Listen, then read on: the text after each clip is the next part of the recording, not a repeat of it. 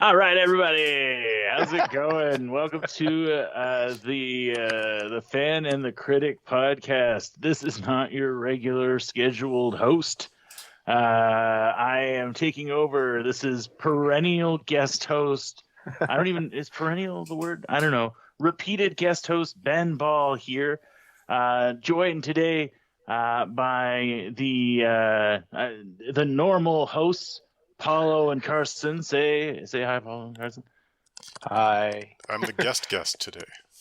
Yes, they're guest. And then our guest today, for the first time on the pod, we've got Austin. Austin, how are you doing? Doing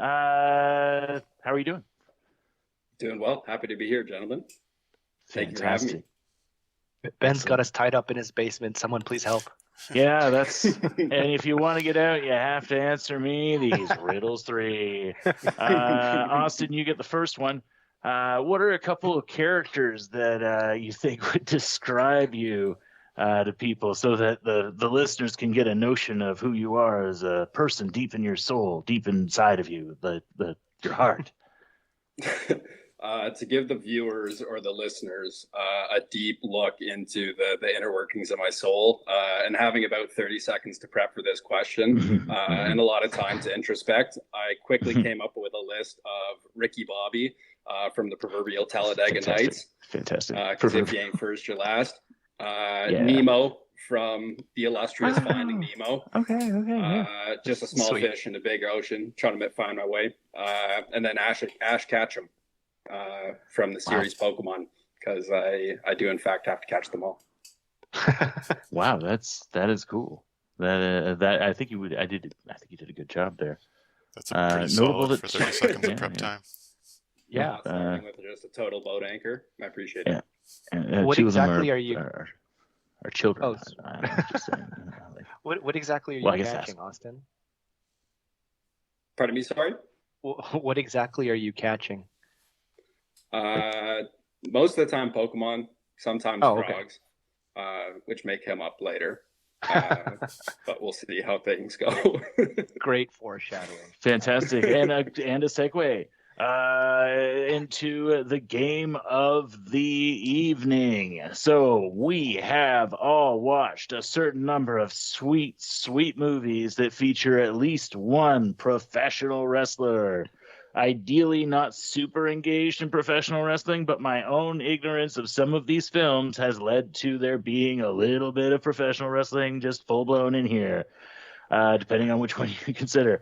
We're going to be ranking each film on sweet wrestling action. How much physicality did we get into that? How'd our boy do? How did the wrestler or wrestlers show up in this film? Was it good? Were we happy? Or was it like, bummer?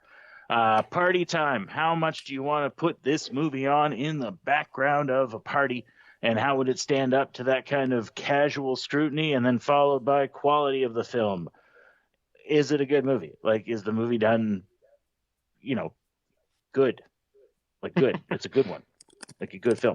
Yeah. And then at the end of this bad boy, we're going to tally up the scores that we're going to determine who will be the champion of the Fan and the Critic movie this time.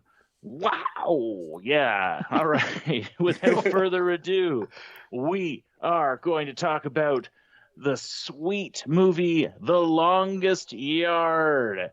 Not the original, the one starring Adam Sandler. Now, who all did? Presumably, we've all seen this film. I did not rewatch it for this episode, but I have watched it plenty of times, so I'm prepared to speak to it. Fantastic, right? It's easily on television on any day. You turn on the TV in a hotel, you get sick one day, and you start watching TV. The Longest Yard is on there.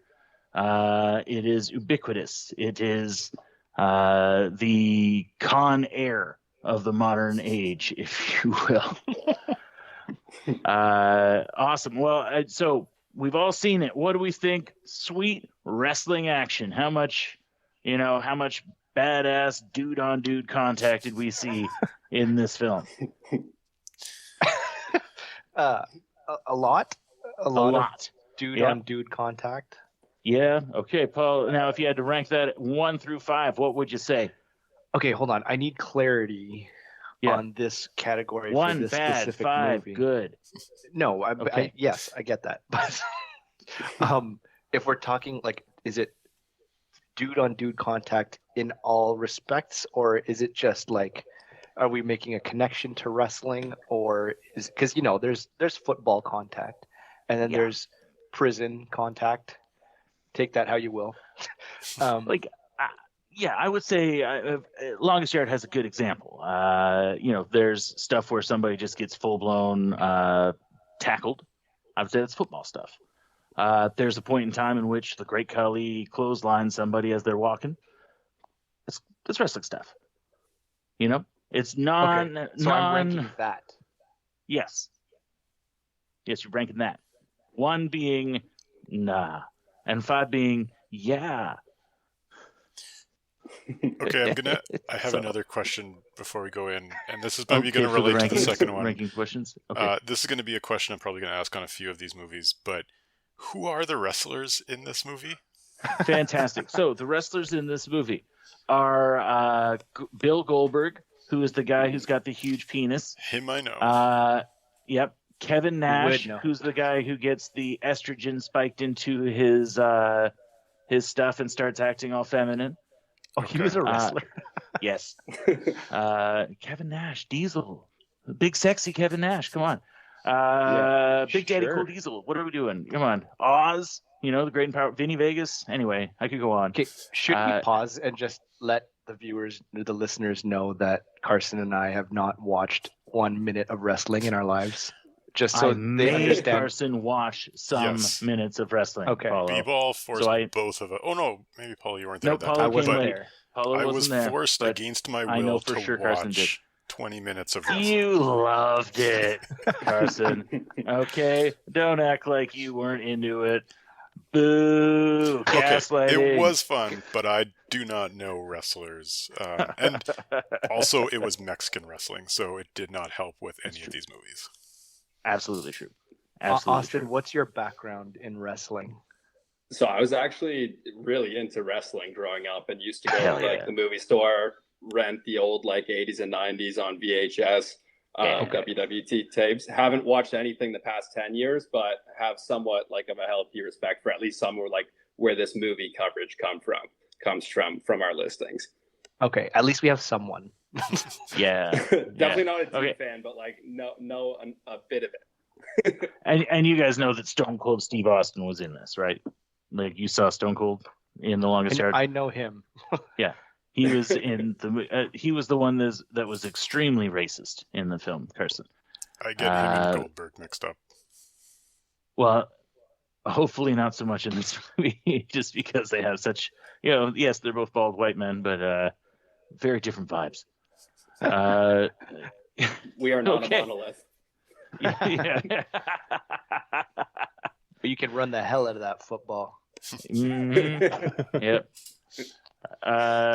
All right, and then and what am I doing? The giant Indian fella is the Great Khali. So relatively pretty famous and actually kind of more modern wrestler than a lot of the other names, although we could have a debate about the popularity of them. What about the guy who gets his nose broken? No, that is not a he's kind of a professional wrestler, like a celebrity wrestler guy. Kind of, he's very popular in Japan. Okay, he actually did real fighting, quote unquote. I think all of his stuff was rigged. They just used him as he's in shoot fighting, sort of BS shoot fighting in Japan. They where just a lot used of the him time as he just took a dive. it's a freak show. Yeah, that too. But they would just use him as huge, and look how big hit. and scary this guy is, and then he'd immediately fold. Mm-hmm. Okay, thanks for clarifying that. I'm going to continue to ask that question probably every movie. Fantastic. That's insane. Some of them are very clear, Carson. So I swear to God, if I'll know if you're trolling me. If you bring this bullshit to my house for Hell Comes to Frogtown, I'm shutting it down. I'm shutting it down now. There's only It's one, shut down. right? Yeah, dude. Okay. Come on, man. This goes back to the whole problem of me thinking that everybody knows the rules of the Royal Rumble. Just every Who's person the wrestler is. in Knuckleheads? I will destroy you, Paulo. We all know.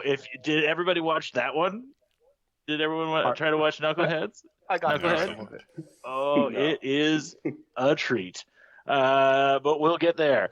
All right, so Sorry, longest I yard. derailed. Let's talk sweet wrestling action. What do we think? You know what? Fuck it. Football's in. Football counts as wrestling action. It's people hitting other people. What would we say? Then 5. 5. You'd say a 5. All right. Paul's got in for 5. Who else got 1? I put in a 4. 1 through 5. Carson at 4.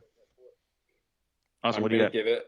Are we open to decimals, or are we going round? numbers? Absolutely decimals. Yeah. Decimals are in play. Yes. I'm giving it a 3.5 because it's football, it's contact, but it's maybe not the most 3.5. wrestling. Okay. Yeah. I'm going to go 3. We're early in the days. I want to have somewhere to go. I want maybe I'm swayed by some of the points that we hear. All right. How'd our boy do? So we talked about who the professional wrestlers are in this movie. How'd they do? Do we feel like they acquitted themselves well? Are people stoked into it? What do we think? Steve Austin was definitely my favorite in this one. Okay, yeah. He really felt awkwardly like he committed.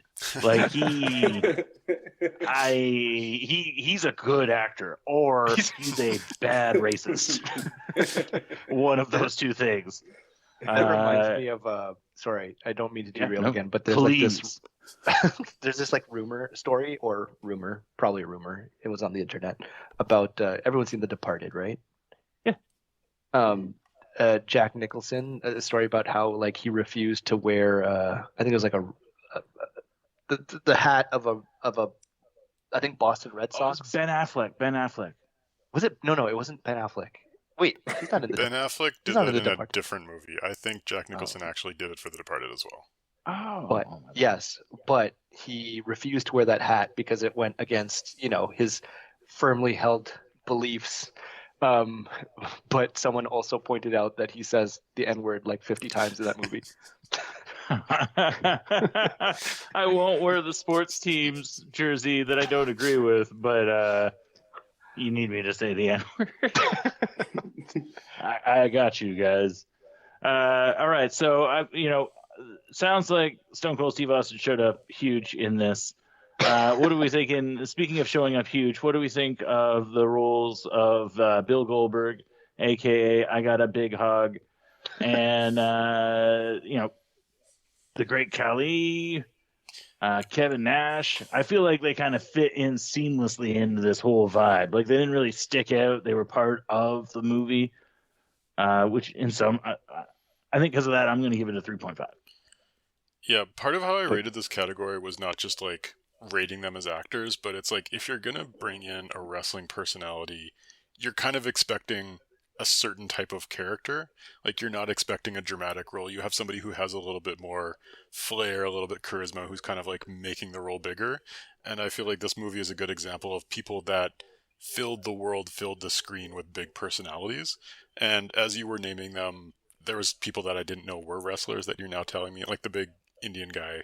I didn't know he was a wrestler, and he's one of my favorite parts of the movie. So if he counts, I originally had this as a 3. I'll bump it up to a 4 because I feel like it was a pretty good, well-rounded cast.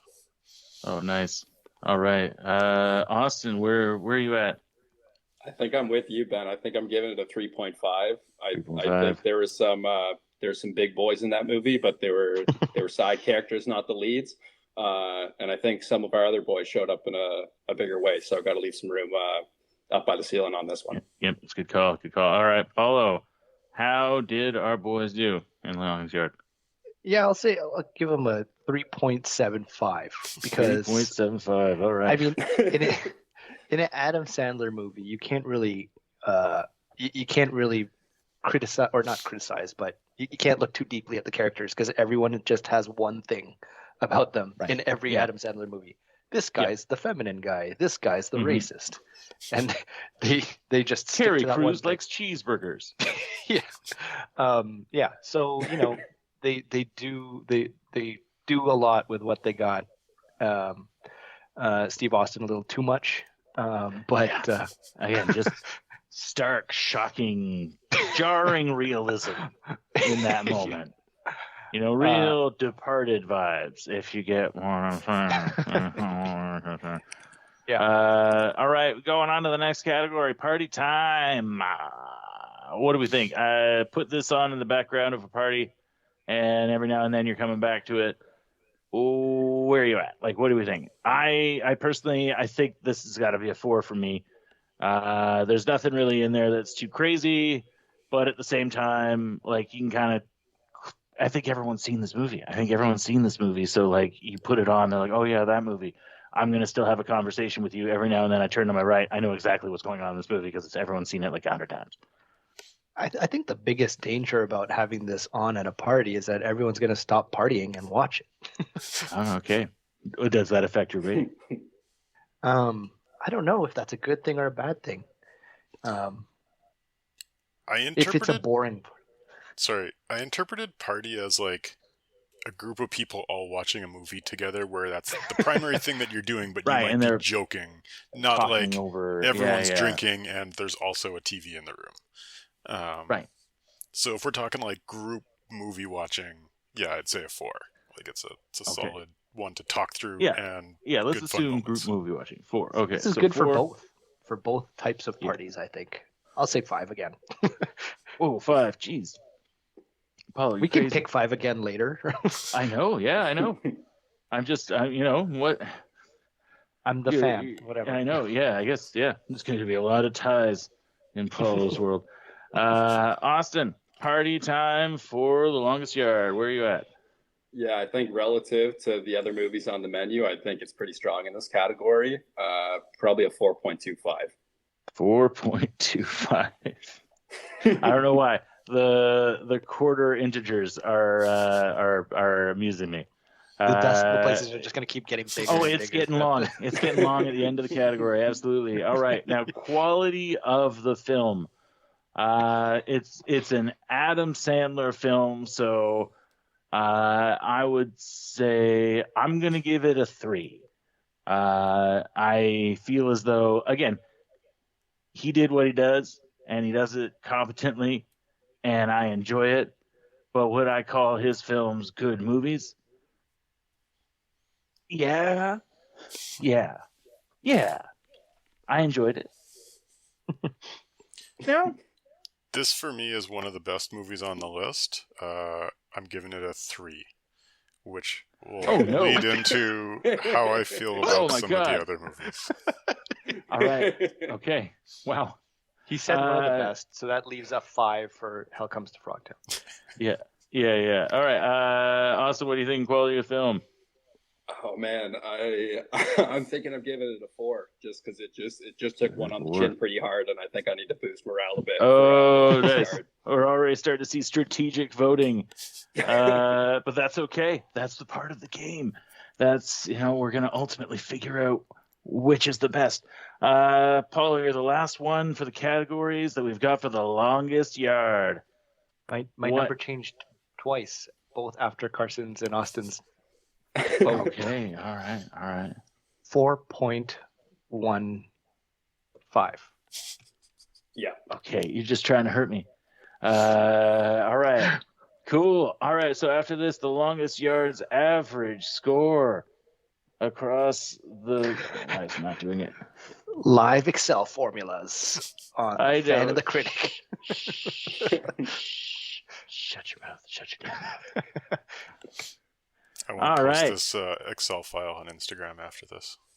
Yeah. Perfect. You can maybe clean up some of this stuff. Pace values. Okay. So the average for The Longest Yard is... I've done it wrong. There's no way because it's too low. Because it's counting all the others as zeros. All right. You know what? We'll take it. But just reveal it at the end. Yeah, we'll reveal it at the end. Yeah, let's not do... Okay, moving on. Do you guys have a preference for the next one that we discuss from our list? No. If no, then the next one will be The Killer's Game. All right. Now, how many people watched The Killer's Game?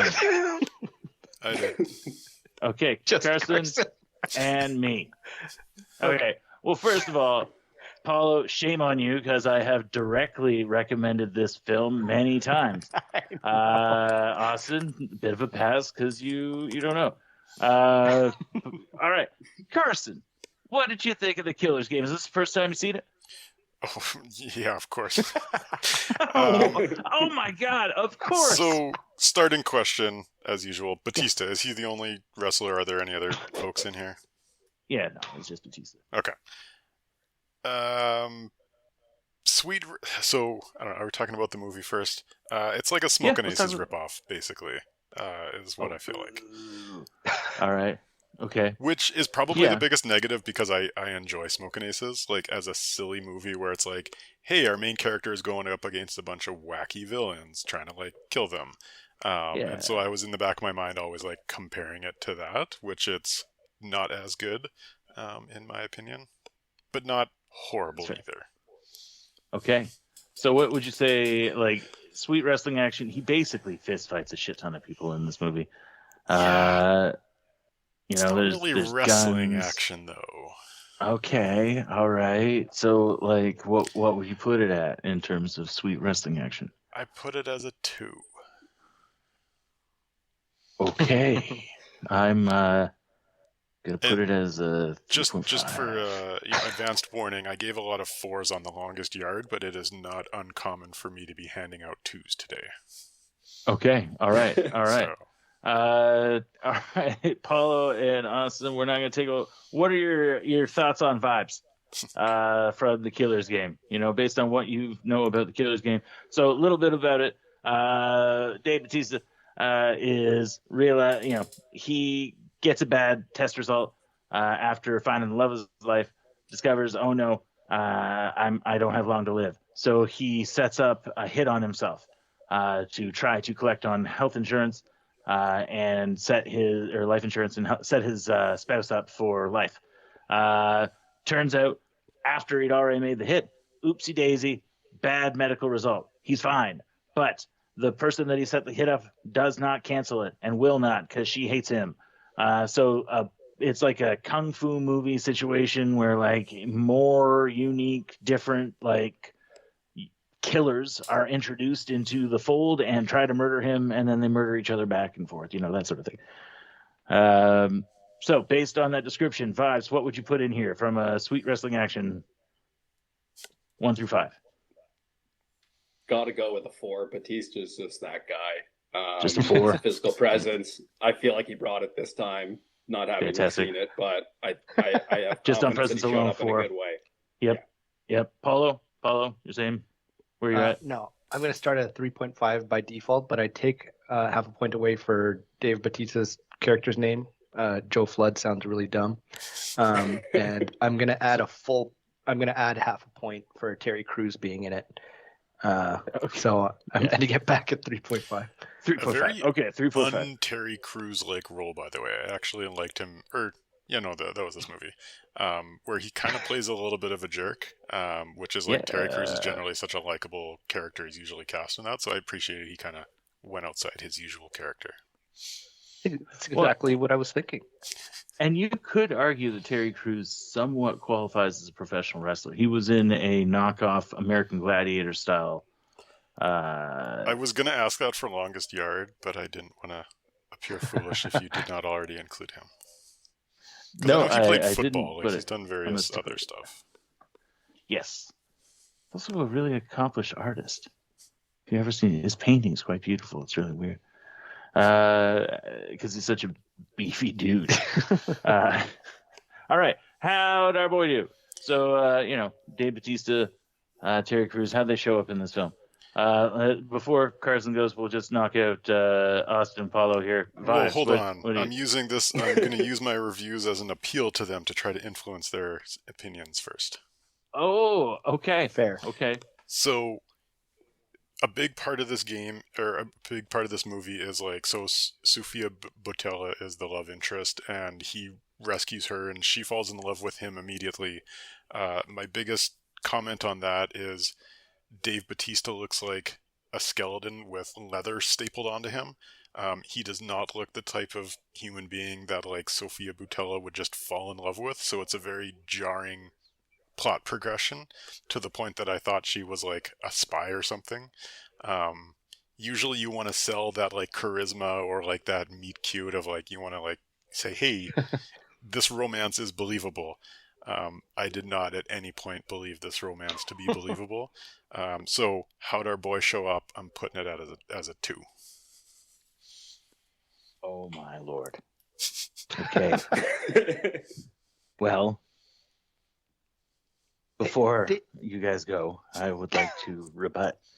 Oh yeah, no, first time ever a hot French gal's gotten with a beefy guy with tattoos. Get your head out of your ass, Carson. Not her type. The guy looks like he benches like 500 pounds while chewing glass. Like, tell me a hotter thing in this world. I don't know. No, you're kidding me though. With this nonsense about how because you don't believe that he would be boned down by the love interest, that he's not showing up well. I'm putting 4. Dave Bautista is a great actor, and he brings it in this shit. He's trying, motherfucker. He's trying. He's trying. All right. I don't discount that. You. Oh, the cursing's gonna get bad. All right, let's kick it over to Paulo and Austin. Paulo, what do you think? How did our boy show up based on possibly having seen the trailer at some point and knowing who Dave Bautista is? Yeah, I think, Ben, your reasoning resonated more with me, but I believe Carson more on this one. Well, that basically just gets rid of what you said the first time, Paulo. Well, what's your damn score? I'll give him a 2.5. Oh, great. Because I'm sure Dave Bautista has done better in other movies. Well, he has, and possibly in the grip of movies that we've suggested watching. All right. And then, Austin, what do you got? How'd our boy do? I think Carson made a strong argument, but all I heard was that Mr. Bautista got the job done. And I'm starting to suspect the love interest, even if he was limited in that role, she may have seen his body at work, saw the Rey Mysterio tag team era. She knew what he was bringing to the movie, even if the movie didn't bring it itself. So I'm going to give him a resounding 3.75. Okay, nice. That's right. There was some wrestling knowledge sprinkled into that one. That's true. Yeah. Gotta drop some lore along the way, gentlemen. Yeah, please do, because no one else will. Batista. Party time. Killer's Game. You put it on in the background of a movie or in the background of a party. What are you thinking? People are going to be into it. I put a 3. There's some fun villains that show up, eccentric people that are just like, yeah, you can kind of just... actually, is this the one that has the Korean gang and like the biker dudes? I think I'm getting mixed up with some other ones. But yeah, no, like Smoking Aces ripoff, you have like some nice, fun character villains. So this one's got the Korean gang and the bad guys. The other one that you're thinking of is the Yakuza. Shows up in the other Batista film. Yes. Okay. 3. All right. 3. Austin, Paulo, what do you think? Austin first. Party time. Would you put this on in the background of a party? Would you talk about it if you were at a movie party? What are you thinking? I don't think you can go lower than a 3 for eccentric villains, so I'm going to give it a 3. All right, we got 3. All right, Paulo. 3.6, just because it strikes me as one of those movies that you can have on in the background and you don't really have to pay attention to, and and it won't take away from my party. Excellent. And I gave it a 3 as well. Now, quality of the film for the Killer's Game. I'm giving it a 4. That's right. I put a 4 on that. I think it's a great film, and it has an interesting structure, and it's competently done. There, I said it. I don't care what Carson says. That's how I feel about it. I'm going to ask 2.5 Paulo. for me. Oh, Sorry. Damn it. 2.5 from Carson. Okay. 2.5 from Carson. Paulo, what are your thoughts? I think On I would Vibes Alone. enjoy it more than Carson. I would give it a 3. Giving it a 3. And then Austin. Unfortunately, got to go with a 2. It just didn't really draw me in. Fair. Stern but fair. All right, and that's the Killer's Game. Ooh. All right. Now, personal favorite of the list. Hell Comes to Frogtown. Oh, here we go. I assume everyone watched this movie.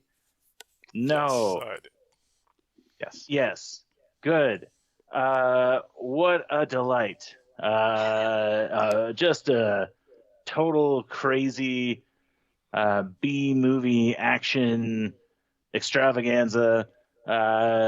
Roddy Piper doing what he's asked to do ever anytime that they're going to film him. Do this, and he did it. He did do it. He did do it. He did it. And it was great what he did. The thing that he did well, and he did it. Doing it. And he was doing it. He did Doing it. all of it. Doing it all. Can I just say? What are some thoughts? Yeah. I'd just like to say, I feel like this is a movie that Roddy Piper wrote when he was like 18. Just saying, like, oh, so I'm going to be this really, like, one of the last guys on Earth, and everyone else is going to be hot women or mutant frogs that I can fight.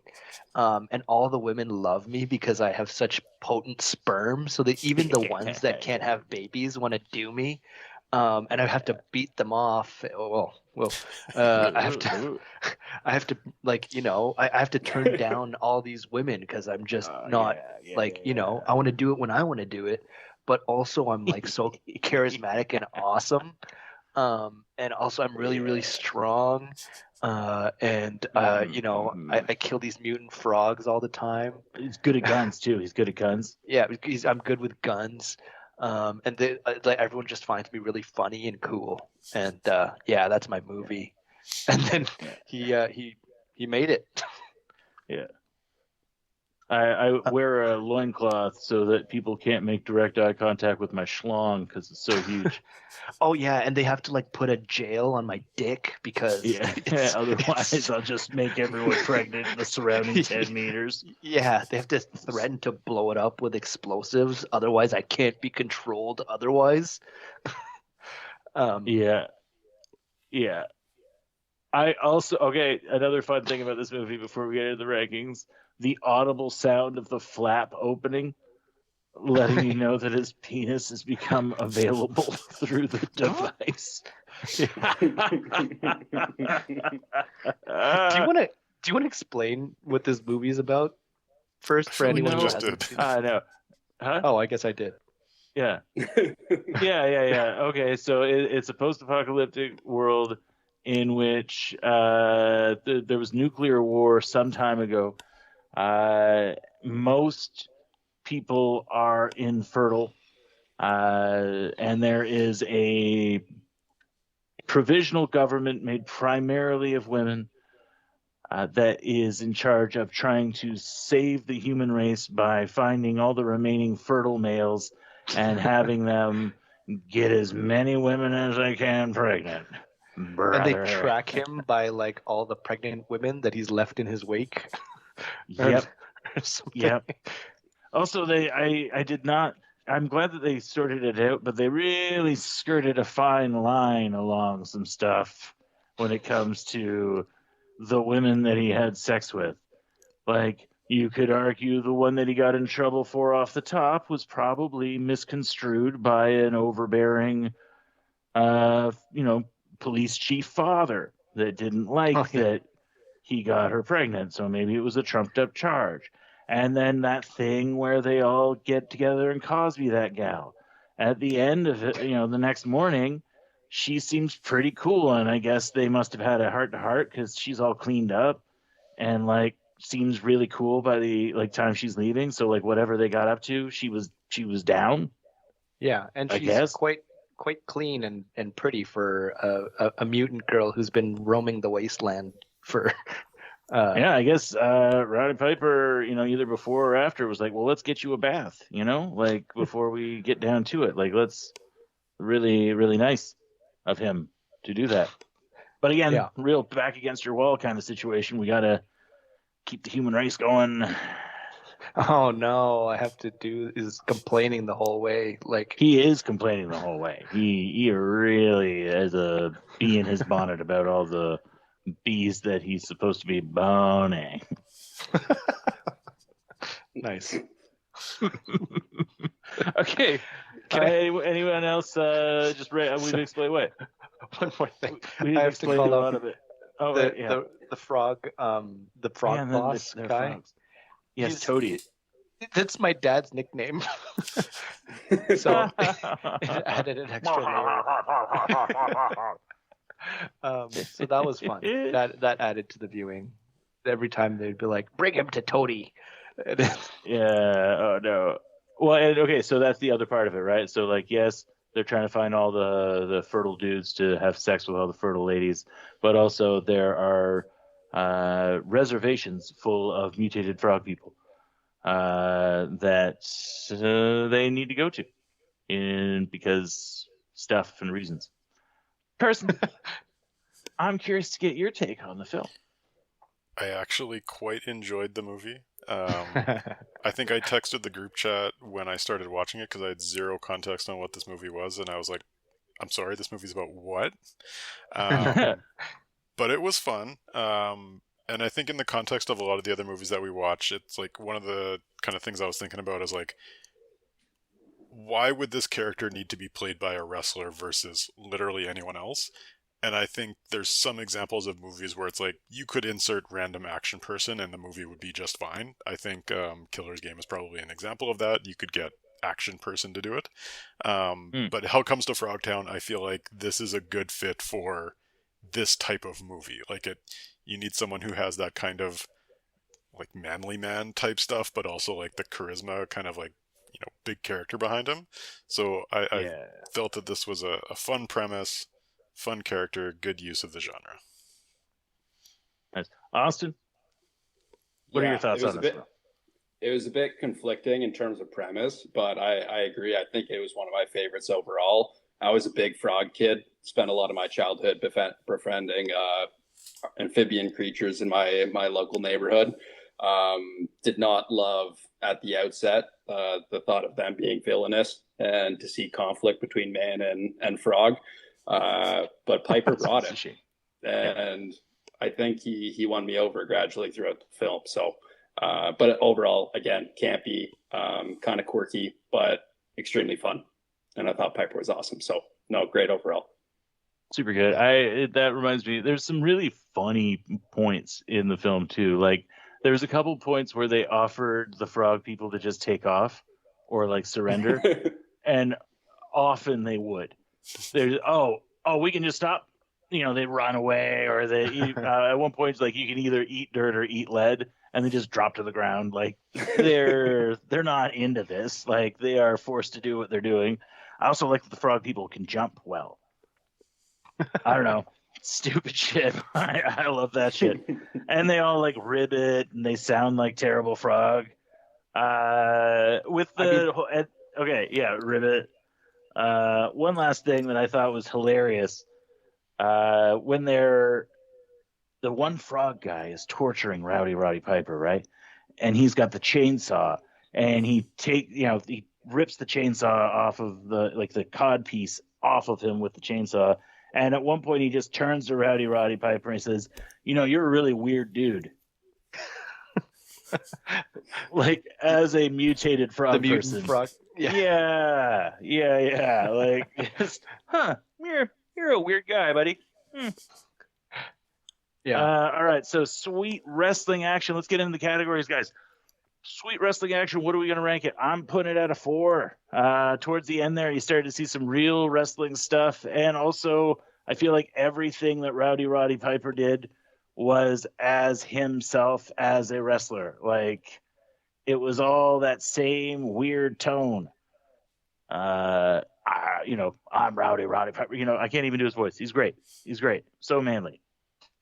4. At the risk Paulo. of at the risk of sounding weird, I feel Go like on. the action was my least favorite part of this movie. So Okay. the action didn't quite do it for me. I mean, it's also an older movie, and I swear it's not all the women trying to seduce Roddy Piper, because I made the mistake of watching this with my wife. I also watched it with my wife. Yeah, without having told her what our podcast was about. She just had to make sure that this wasn't the only movie that we were watching. But yeah, in isolation, terrible. To just watch this movie would be crazy. Yeah, so I'll give the action or the wrestling stuff a 2.5. 2.5. All right. That'll be my lowest Austin rating. What do you See, got? I think- Sweet wrestling action. Paolo makes a great point about the quantity. It's definitely Okay. lacking in this film, but in terms All right. of quality, I think it's pretty much top of the list. How often are you going to see the pride of Saskatoon, Saskatchewan, in his prime Oh, yeah. piece up Heck yeah. a frog to save the day? So I'm going to have to go with a 4.5. Yep, that's great. And yeah, he does suplex that frog. Fantastic. Carson, sweet gave it a wrestling action. 3. What do you got? Give it a 3. Generally like the movie, but I agree with Paulo. Not the most action in it, so I liked other aspects of it more. Fantastic. So we move on to the next category. How did our boy do? So how did Mr. Roddy Piper show up? I feel like if he doesn't work in this film, the whole film just falls apart. It really is kind of held up by his performance and his reaction to all the stuff. I'm giving it a 3.5. I'm gonna go 3.5. He did well. I think they asked him to be himself. I agree with you, not knowing what he's actually like. But yeah, I mean, compared to a lot of the other acting that I saw in some of the movies that we watched on your list, from wrestlers, Yep. I'm gonna give it a 3.898. Just nasty. All right. 3.898. Yeah. It's a real dork move to mess up somebody's spreadsheet, Paulo. Just saying. Real nerd stuff right there. All right. Carson, what are you thinking? How did our boy do? I thought he did well, and I have the hometown bias of being from Saskatoon, so I'm going to give him a 5. Oh, Hell yeah. Oh, yeah. All right. Austin, what are you thinking? Yeah, I think Piper showed up. Big government had to regulate Piper's pit in this one. He showed up so strong, so I'm going to have to give him a 4.5. 4.5. All right. And then you put this movie on and you start talking to your friends about this damn crazy movie at a party. Paulo, I'll go with you first. 5. It's a 5. Yep. That's, yeah. Okay. Especially if you take in the factor of people like stopping to not paying attention and then coming back to it. Every time they do that, it's guaranteed that they're going to be like, "What the fuck is on TV?" Just bam! For some reason, Roddy Piper just with his, basically his dick and nuts out, thigh meat all showing. Yep. Fantastic. Stripper frog lady throwing herself. Stripper frog at Roddy lady's Power. nuts. Also, like stripper frog lady that's like has something else wrong too, because like her just saying "I love you" is like, yes, it's a code word, but come on, like you're freaking people out on purpose. On top of being a frog lady. All right. Let's go with Austin. Party time vibes. What are you thinking? I think this is easily a 5, 5. Especially if we're able to cater to certain parties. If we're talking about potentially a psilocybin assisted party, Oh, yeah. This is an extremely Yeah. strong contender for a mind, you know what, of a movie to have on in the background. So I think this is a strong Absolutely. one. Couldn't agree more. All right, Carson, what are you thinking? I knocked a few points off for awkwardness at a party, so I gave it a 3. Fair. Is it the nudity? Yeah, like I'm just imagining, like, you know, we've had some movie nights, you know, some of us here, and I'm just imagining Yep. like us guys at a cabin. We turn on a Right. movie. If there's nudity there's just things I don't want to watch with you guys. Yeah. No, it's still a 3. It's not like it's still a Right. fun movie. It's not too awkward, but you know, there's some points I off. think it has to be a big party. Like I think like 4 dudes in a basement. This might not be. Yeah. You know, you Mhm. people got to be really loose partying. You know, you can't settle into it. You got to keep talking. Elsewise, there's a bit of like a. Although I will say, I thought it was hilarious seeing somebody scientifically try to be sexy and fail over and over again. Like, good stuff. The scientist lady who they tried to make like unattractive with the biggest glasses that they could find. Yeah. Fun fact, that was the only scene where my wife walked down the stairs and saw what I was watching. So Fantastic. I love it. Oh, yes. Hey, if any podcast that I'm on, if it can lead to you having really awkward conversations with your wives, that's a win for me. All right, quality of the film. Interesting to hear your thoughts on this. I'm gonna say it was pretty well done, but of course, it being of that time and an independent film, I'm gonna give it a 3. That's right. also gave it a 3. Just middle of the road. There's some pros and cons. Can't take it too seriously as a film, but it's enjoyable. So 3. Okay. The Quiet Storm. 3.9. 3.9 from Paula. Yeah. Okay, 3.9. I also especially liked the practical frog suits that always looked moist. You know, Shadow said the same thing. Wow, Yeah. that the puppetry on these frogs is crazy. Look at how wet those frogs look. Yeah. Oh, and Yeah. the shut your hole line. Yeah. Oh That, yeah, all the frog stuff. Anytime they were like frogs, that I loved. I really, yeah. I think I'm a kindred spirit with Austin. I really liked the frog stuff. Wait, we I haven't swear, even babe, talked. I was watching it for the frogs. And we haven't even talked about the dance of the 3 serpents. How Toadie's Are got we allowed 3. to talk about that? Yeah, I think we should, right? He's got 3 dicks. Pretty cool. I mean, I wasn't gonna mention that, but What? Why not? I mean, people, you know, spoilers. I mean, if you've gone this far and you're not already upset, yeah. Hey, the dance of the 3 serpents is amazing, and how quickly it turns. Like they set it up and they knock it down. You know what I mean? Austin, quality of the film rating on this one. So I'm probably a really biased score, but I love low production films. All right. And again, like this is probably the best we're going to see tonight in terms of frog content. So I got yeah. a 5 on this one. Yeah, it would be hard to top frog wise. I don't know if we're gonna see anything deeper frog style. 100%. All right, we're gonna go into some of the deeper cuts here. Knucklehead. All right.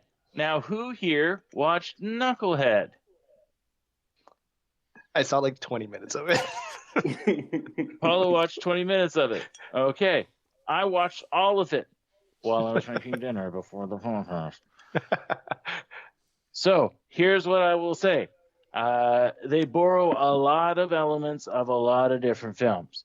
The premise is essentially Blues Brothers, but with a guy taking Big Show around to do MMA. For those that haven't seen the film, it stars Paul White, a.k.a.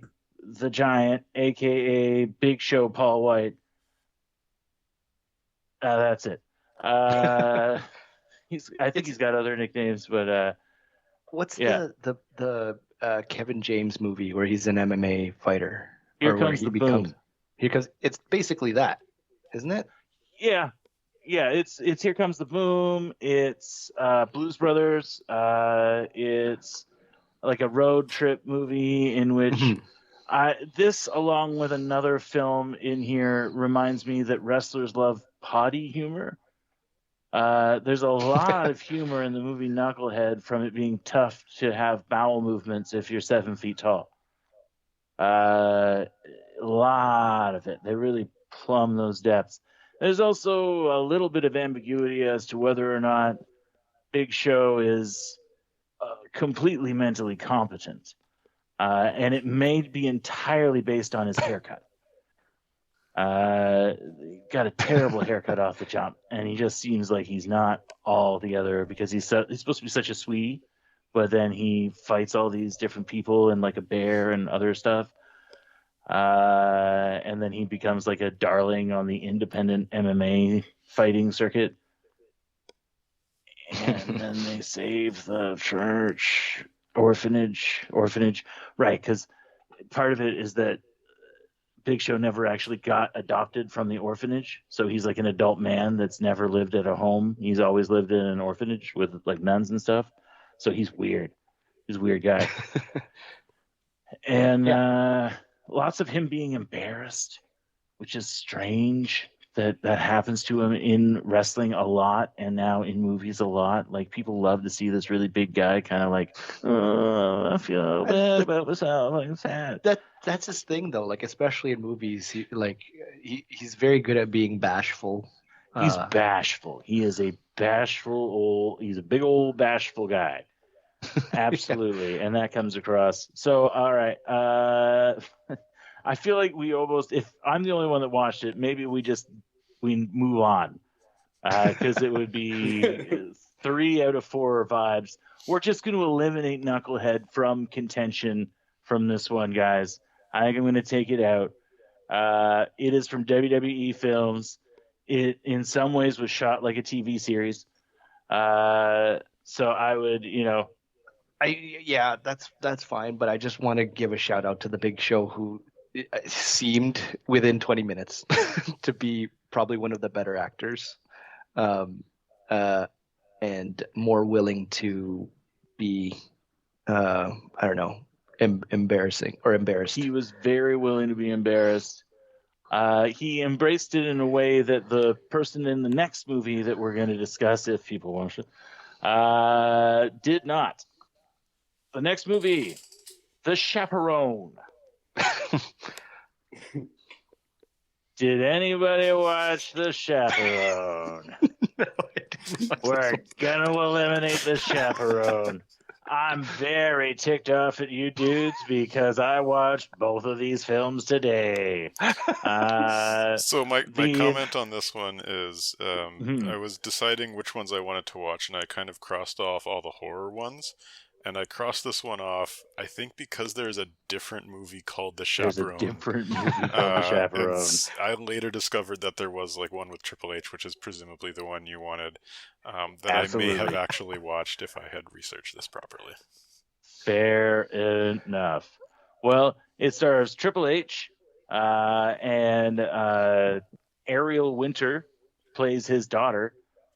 He comes out of prison after being caught during an armed robbery as the getaway driver, and he wants to make his life better, but immediately runs into trouble with his old gang, and then ends up having to kind of hide from the law while chaperoning a school trip with his estranged daughter, Ariel Winter. They make a connection over the trip, and ultimately they find a way for him to be a part of her life again. The entire movie, Triple H is acting as if he seemed to care, people might think that he's a homosexual, and he's concerned about it. The entire time, he's like throwing it away, throwing it off. Oh, whatever. I don't care about this shit. I care about you, but you can see in his eyes, like he doesn't give a fuck. He's just tossing it off. All right. There's another one of these movies, I think, that seemed like that kind of. But Tooth Fairy? No, on your list. Oh, okay. It's on the list. Cool. Well, let's keep going then. So, I'm going to officially eliminate the chaperone and knucklehead from my list. I'm deleting the entries. We did not find our way to them, but that's okay. And we'll see where we end up with the rest of the list. The next movie. You couldn't pick Blade Trinity for Triple H. Huh? I mean, You I could- put it in there as an option. We all seen it, right? Blade Trinity, I assume. Yeah. Yes. Not recently, but yes. Yeah. Yes. Okay. Well, tough. We're not doing it. Predator.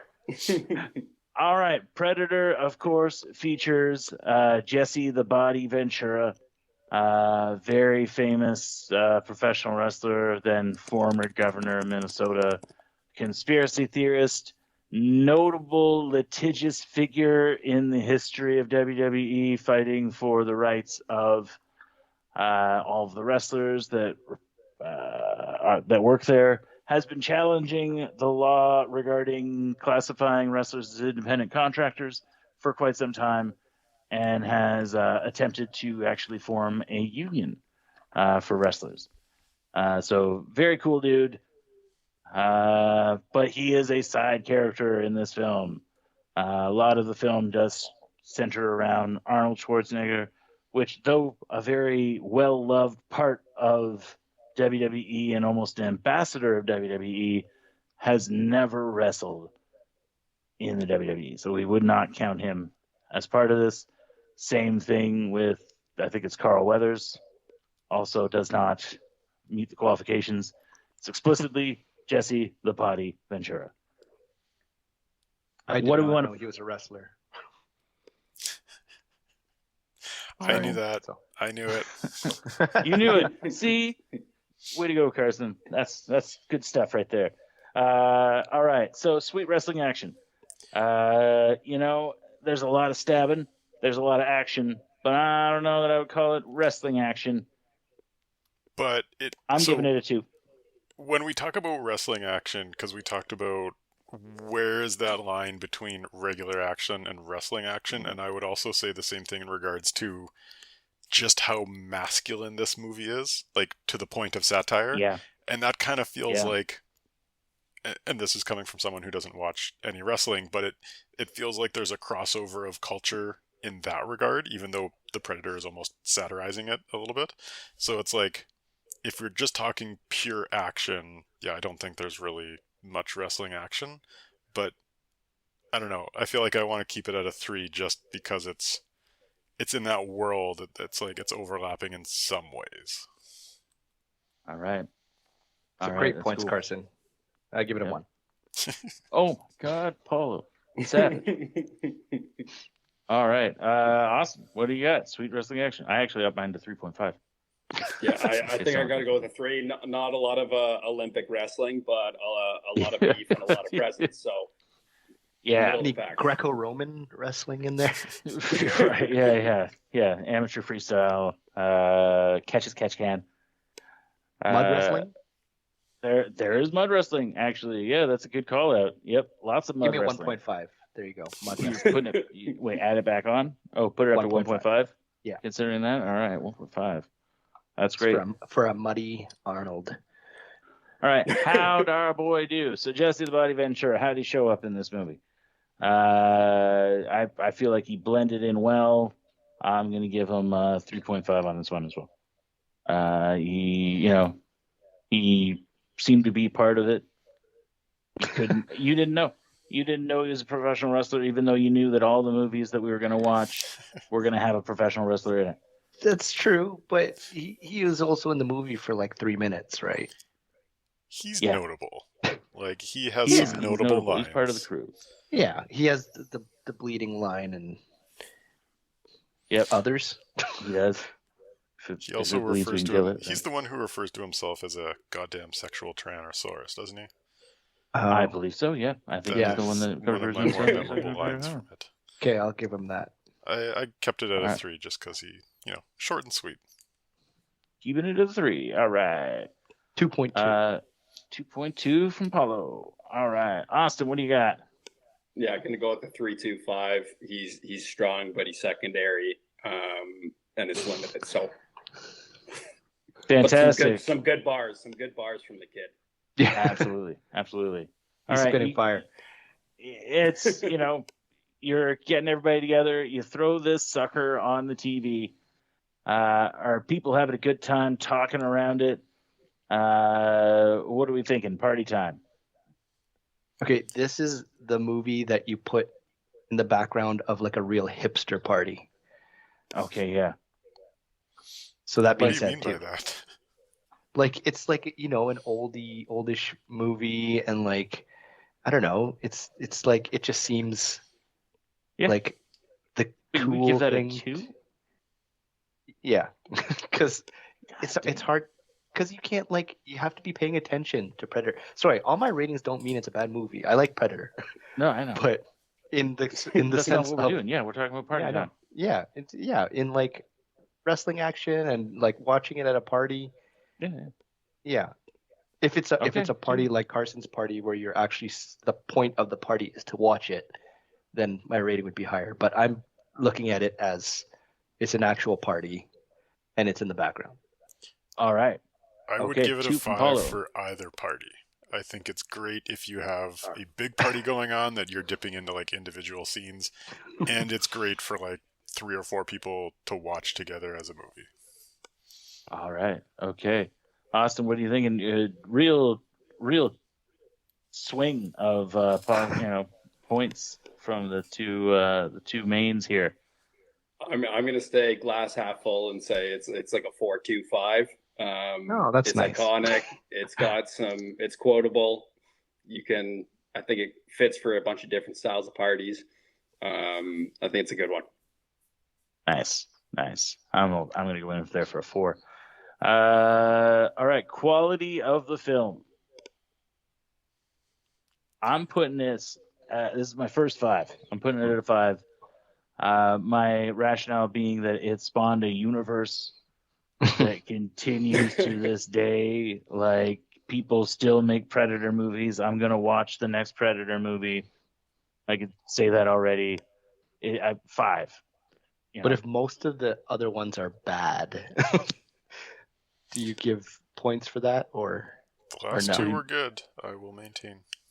The last 2? I mean, I like the last 2, but yeah, in between, there's some rough patches. I have only watched really good Predator movies, Paul, so I don't know what you're talking about. Okay. I celebrated Predators, dude. Predators was good. I don't know. We get shit on online. It makes me sad. Losers. So good. Okay, online. we all dig Predators. Okay, good. Never mind. We don't need to get into it. All right, so I put it at a 5. Paulo, what do you think? Quality of the film? 4.832. 5. 3, 2, 5. You're nasty with it. Oops, I put a dash at the end of there because you messed me up. Yeah. All right. Austin. I'm going to go with a 4.5. 4.5. Not perfect, but pretty damn close. And Carson.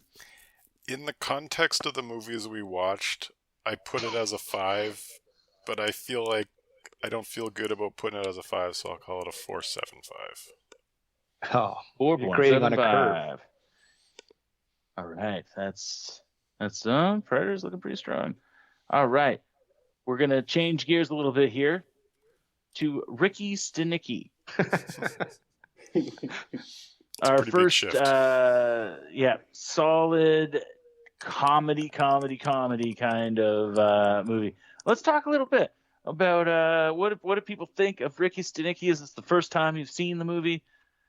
Paulo, what you seem to have a take on this, Ricky Stenicki.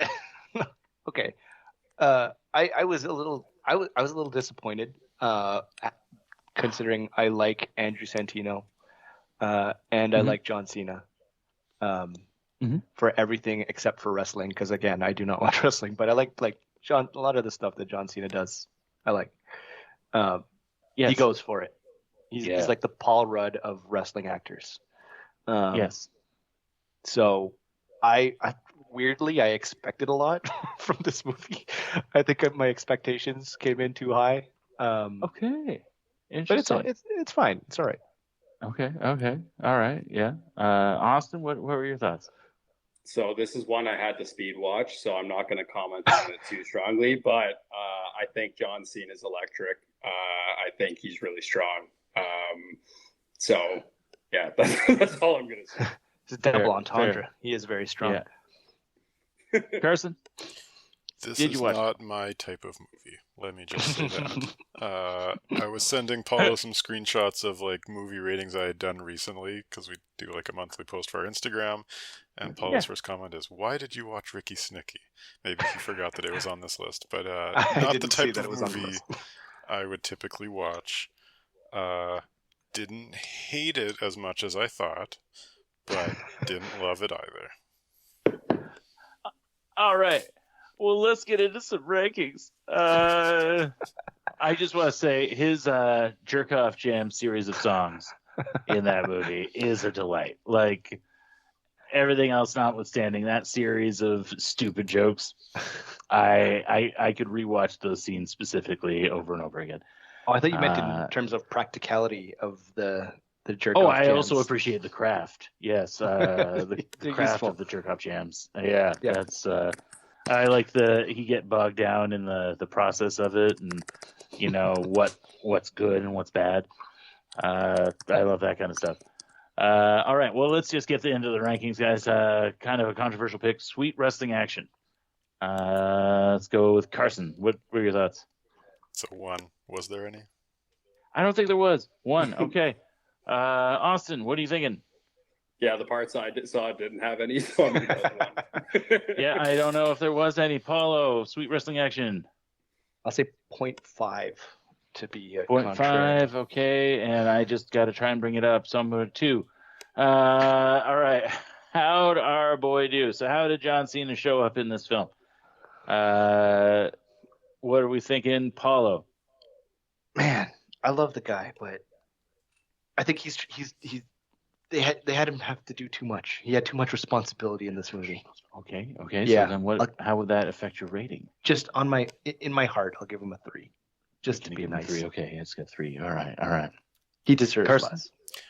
I'd go 3.5. Like he 3.5. Yeah. Not like a wrestling role, but he carried it well. I thought he's charismatic. He did better than I expected. So yeah, 3.5. Nice. Austin, what do you got? I'm candidly fighting a proxy war via this podcast tonight. Cena and Batista were both superstars at the same time back in the day. They're both arguably modern rivals for the throne of best current superstar turned actor from the world of wrestling. I'm going to have to give it a 4.5 because I'm a big Cena guy. I think he's great. And by all accounts, I think he must have been strong in this one. Yeah. No, you'll see him do things that he has not done before. Yeah, he stepped out of his comfort zone in a lot of one could expect. He seems pretty comfortable. He does seem very comfortable doing anything, which is what I love about him. He's come a long way. Sorry, no, that's okay. Go. The first video I ever saw of John Cena was like a setup, like a bit, like when he's like walking into the arena. And then some kid starts like freestyle rapping at him, so he freestyles raps back. Yeah. And from that point on, I hated him. And then when he started acting in things, I think it was like Trainwreck was the first thing I saw him in, with the one with what's her name? Amy Schumer. I almost said Amy Poehler. Amy Schumer. But like he was hilarious in that one, and that's the standard, comedic standard I hold him to. Well, it's funny because he did do some similar style humor in there. Yeah, I guess. All right, this movie, On in a Party.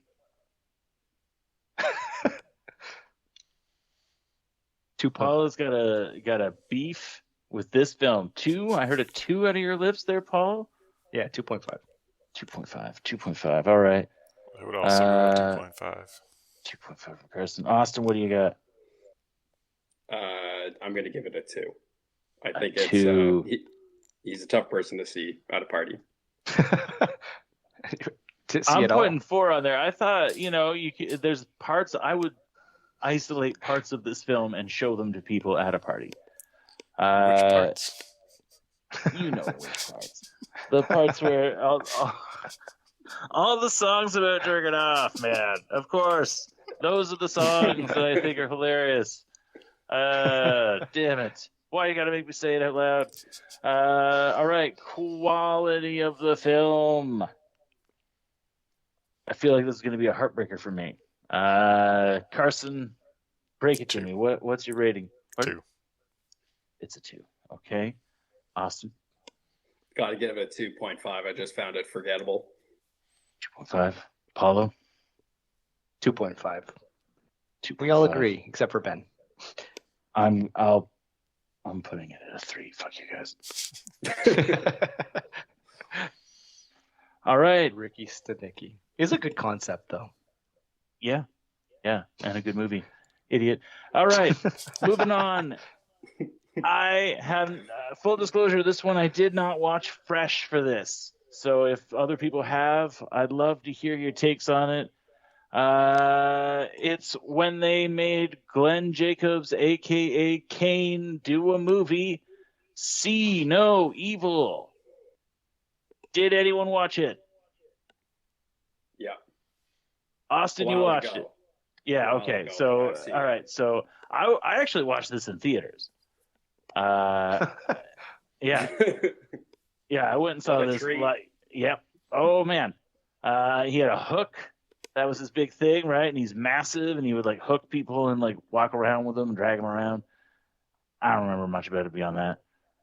To be honest. All right, we're taking See No Evil out of the lineup, guys. It's coming out. No one saw it? Me and Austin have seen it from the past. I also saw it in the past. The only take I had for this movie is that I was a big Masked Kane fan growing up as a wrestler, because Kane had 2 different phases. The first part, he had the red and black leotard. He had the big mask, long black hair. He was iconic. Thought he was wonderful. Takes the mask off, does this movie, and I couldn't stand him anymore. So serial killer. My only take was that Kane needed to bring the mask back. Honestly, well, and if you've kind of been lapsed, he has. He's brought it back, and then he took it off. For a while there, he was this weird mix of like corporate Kane and the demon Kane. And like he would come out in like a suit and tie as like sort of a paper pusher bureaucrat, because at the time he was also the mayor of Knoxville, Tennessee, which he may still be. And he'd come out, but eventually he started wrestling as that guy as well as the Demon Kane, where he would wear like the mask and a full fake wig, like clear fake like hair piece that was part of the mask. Yeah. All right, Kane. We're getting rid of it. See No Evil's out. We're going to have a condensed list. All right. We're down to a couple solid ones. Let's talk about a cult classic, They Live. Now, I assume at least 2 people have watched this movie. It was a good one. It was a good one. Nice. What are people's thoughts on it? So I'll give a little bit of background on this. I think I explained this to you guys, but I'll re-say it here.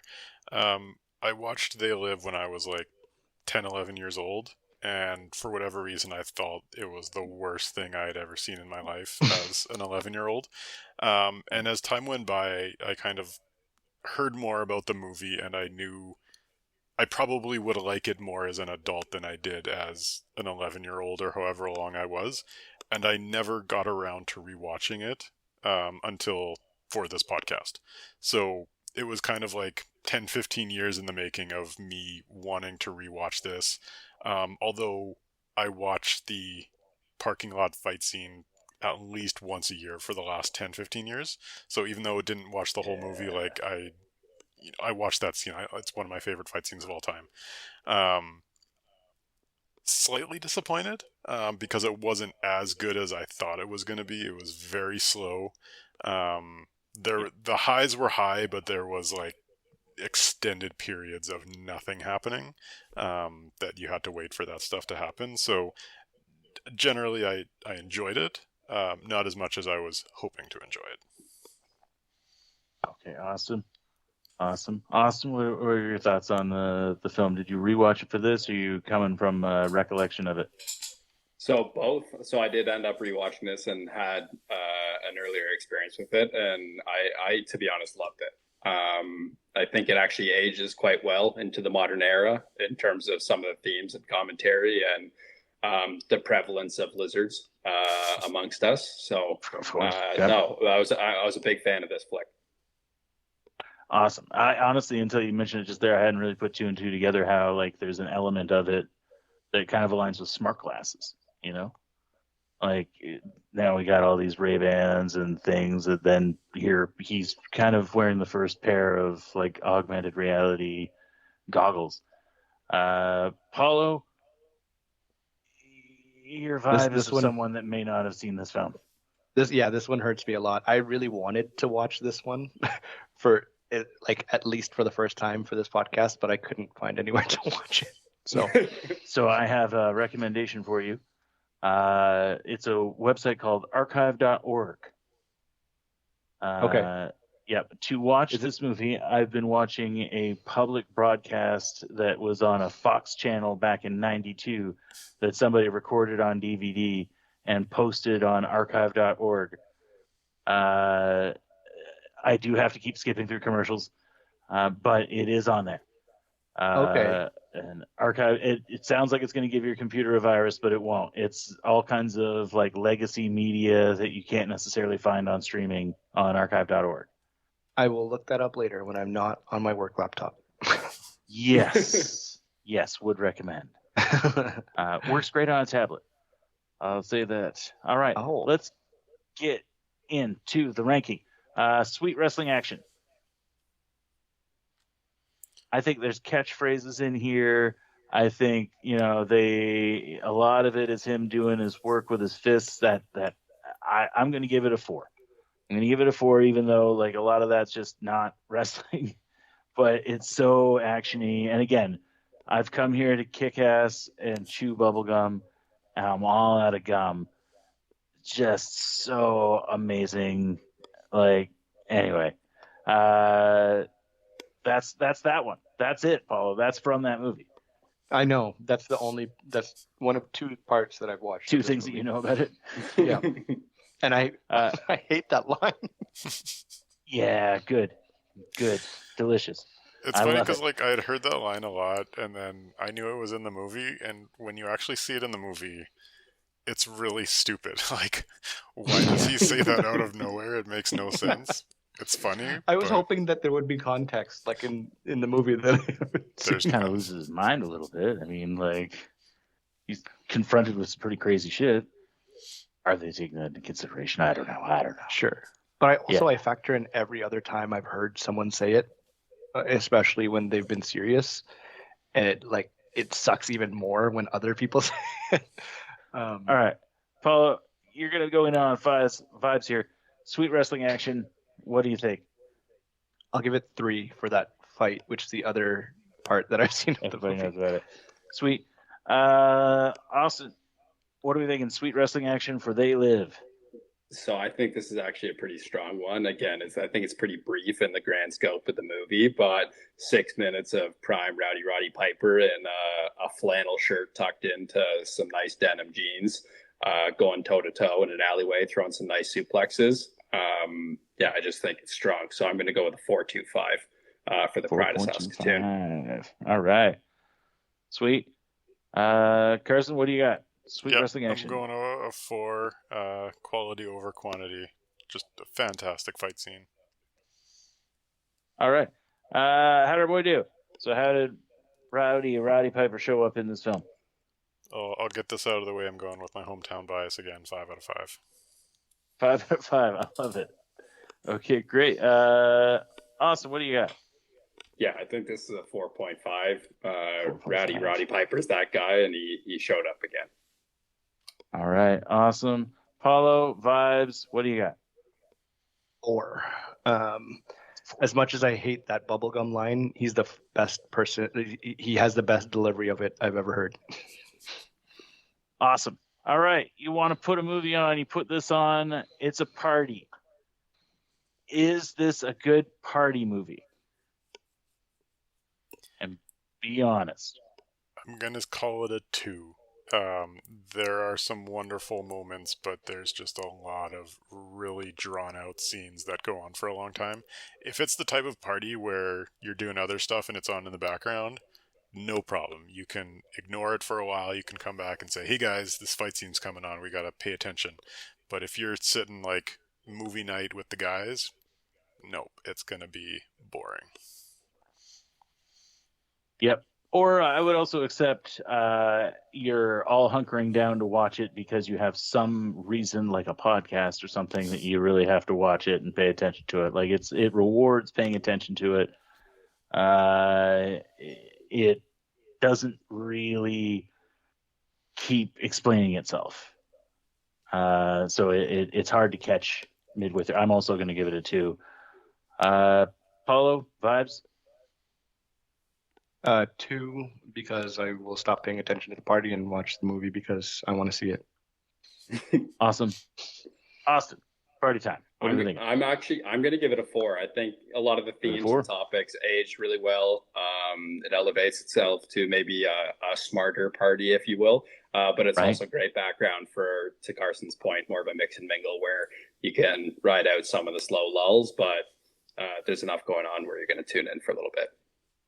Awesome. And then the last category we got for this one is quality of the film.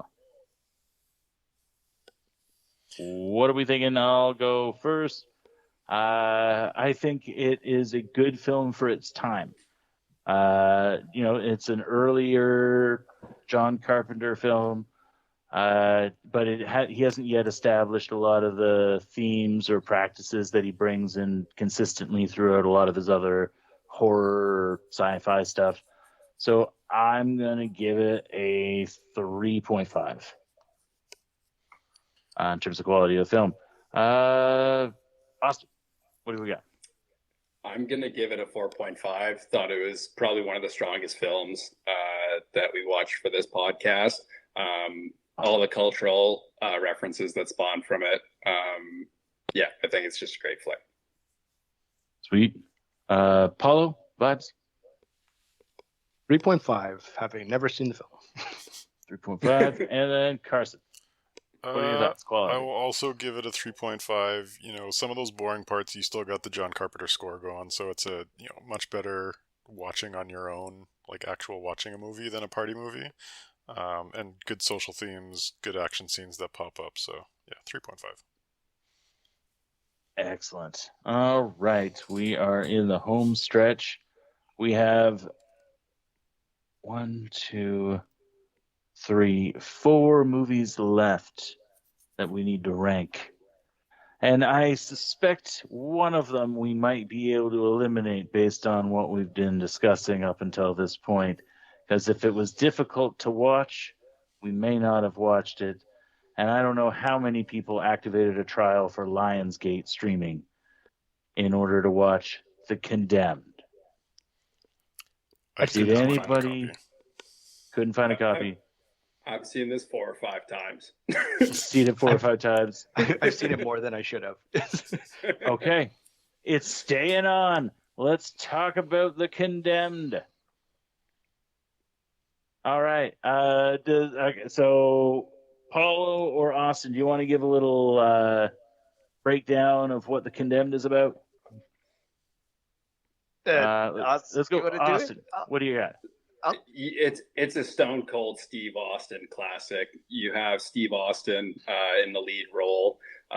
It's more or less some kind of dystopian Hunger Games battle royale style thriller. You have contestants from different countries of the world. It's a commentary sort of on early internet, early YouTube, early streaming, where it's almost like a discussion or commentary on where the line is of what should be streamed by virtue of what's popular and what people want to watch relative to what that ethical line is of what you should produce and I guess make prevalent for the public in the first place. But it's not a lofty film. Let's be real. It's a beat 'em up thriller between a bunch of action stars, and you have some great one-liners from Stone Cold Steve Austin, who's there under harrowing circumstances. So it's probably not wasn't on any Oscar lists in the year it came out, but a thoroughly enjoyable film if you happen to stumble upon it on Spike TV back in the day. Yeah, that's perfect. That's actually perfect. This is another one of those films that I saw it in theaters and never again. Could not find it on streaming. Did watch the trailer to freshen myself up a bit on it and reminded myself a bit. So I'm going to start off the Sweet Wrestling Action. I remember it being pretty thick in here. They really did take advantage of his capabilities as a wrestler and how are some of the things that he would do as a wrestler.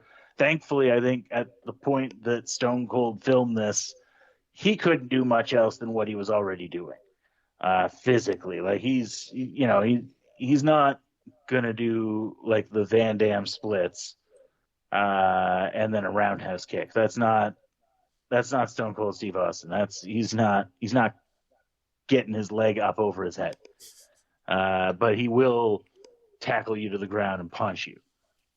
That he will do. So I'm giving it a 4. Sweet Wrestling Action. Carson, you couldn't get a copy of it. Vibes, what are your thoughts? Based on vibes, I believe there was probably some action, so I'll say a 3.5. 3.5. All right, now we get into the interesting stuff, the people that know it intimately. Paulo, Sweet Wrestling Action, what are your thoughts? 3.99. 3.99. 99. You love that too much. Austin, what are your thoughts? Sweet Wrestling Action and The Condemned. Again, biased, big Steve Austin fan, but watching him in extended fight sequences with rebar, reinforced forearms, going toe to toe with some tough characters. Also, bonus points. Again, the 0.25 I think is coming from, to your earlier point, physically and athletically limited at this point in his career arc, but watching him run up a mountainside in cargo pants was a wonderful sight to behold. So yeah, I think a 4.25 for the action overall. 4.25. All right. Now, how did our boy do? How did Austin show up in this? Carson, let's go vibes. 3.5. Sounds like a good vehicle for him. Yep. I'm going to go 4 on it. Paulo, what are your thoughts? Much better role than Longest Yard. I'm going to give him a 4. Give him a 4. All right, Austin. Got to give him 4. I think how it's filmed bodies him a little bit, but I think Stone Cold is Stone Cold. So strong overall. Excellent. You want to throw this sucker on at a party? How is it going to fare? 1 through 5. I would put it up there just because it is not trying to do anything game breaking. Like it is consistent. This is a tournament style action movie. He will make his way through multiple people. He will get to the end. Running Man, whatever. Battle Royale, excellent illusion. I'm going to give it a 5. I think you could easily put this on and either pay attention or not, and you're still going to get a lot out of it. Carson, for vibes, what are you thinking? Party time. Sure. A 3. It seems like a pretty lighthearted thing that has a lot of action, so yeah, you can probably turn it on. I don't know about lighthearted, but all right. Okay. I'm pretty sure there's a lot of murder, Carson, you sicko. Carson's sick. All right. Austin, what are you thinking? Party time. What would you do? So I almost want to rate it high because it's almost like to me it's almost like throwing on UFC at a party for some of it. But I also think there's some scenes that kind of cross the line and like are really heavy subject matters. So it's probably like more like a 2 for me, just because if certain things come on at wrong times, it's probably killing the party. Okay. All right. Alluding to things that if you haven't seen that film in some time, you probably blocked out. Or if you haven't seen it at all. Okay. All right. Paula, what are your thoughts? Yeah, I'm in the middle of that. That's a good point from Austin. But other than that, it's like very just mindless action. So you can slip in and out of that movie pretty easily. Poor choice of words. 3.5. Okay, based on this, I'm changing my rating down to 4 from 5. I'm a little concerned about what goes on in that film that I forgot. All right. Quality of the film, that comment earlier notwithstanding.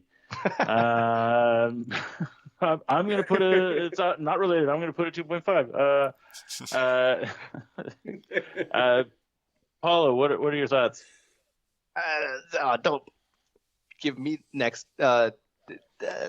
Okay, fine. You, Austin, what are your thoughts? Oh, okay. I'm gonna get I think it's again to me it's a Spike TV movie. It's something you came across a couple times in your childhood because it's, to Paolo's earlier point, like a generic action film for 95% of it. I'll give it a 2.5. It's enjoyable, but it's a pretty crap movie overall. Okay, interesting. Carson, let's give Paul a little more time to think about it. So I have a movie site that every movie I rate, it goes into there. It's a site that's run by analytics people, so they use all that data to give you predicted score. They call it predicted score index. I find it to be extremely accurate in predicting scores that I give movies. My predicted score for it is like a 2 out of 10. So Wow. I'm going to give it a 1 in this rating 1? scale. I'm going to say I probably would not like this movie. Smart. It's smart. Okay. And Paul? I'll going against some of the things that I've already said, I'll give it a 3. Just because I agree with everything that Austin said. I did say earlier that I've watched this movie more than I should have over the years. It's just like the concept makes for a very good mindless action movie. Again, shout out to Battle Royale. It's not that, but it's actually, no, it's not even close enough. It's just it captures like one drop of the essence and turns it into something completely different and bad, but it's an action movie and I'll watch it. Okay. All right. So we got our rating down. I'm looking forward to looking at the numbers after we've got all these bad boys in here because we're getting down to it. So we got 3 left. Let's talk about how many people got a chance to watch Suburban Commando. I watched it. Carson watched it. I've watched it. I haven't seen it in a long time. Haven't seen it in a long time. I've also not seen it in a long time, but I have watched it. Paulo? I would have liked to watch something other than this. You did watch it? I did watch it. Okay, awesome. It's on YouTube. No, I looked. Darn it. Okay, well, then I'm going to be watching it after this, which makes it even more sick. All right, so Carson, you want to give a little breakdown of what happens in the movie of the Suburban Commando? Sure. So I had no context going into it. The opening scene is Hulk Hogan as like a space commando marine. I don't know what you want to call it. I assumed that it was a movie within a movie because it's pretty cheesy looking space effects. And I thought to myself, wouldn't it be funny if this was the actual movie and not just a movie within a movie? But then it turns out that is the actual movie, and he is like a space marine who crash lands on Earth and has to like deal with, the suburbs, and a guy, I think he's in like an advertising or a architecture firm, and he has very low confidence. It has a wonderful cast. You got Doc Brown, you got Shelley Duvall from The Shining. You even got a little cameo from like 4-year-old Elizabeth Moss, who goes on to play like The Handmaid's Tale. Her cat gets stuck in a tree, so she's in there. So yeah, it's turned out to be more charming than I was expecting it to being, because it does not take itself seriously at all, which I think is its saving grace, because if it took itself even slightly more serious, it would have fallen on its face.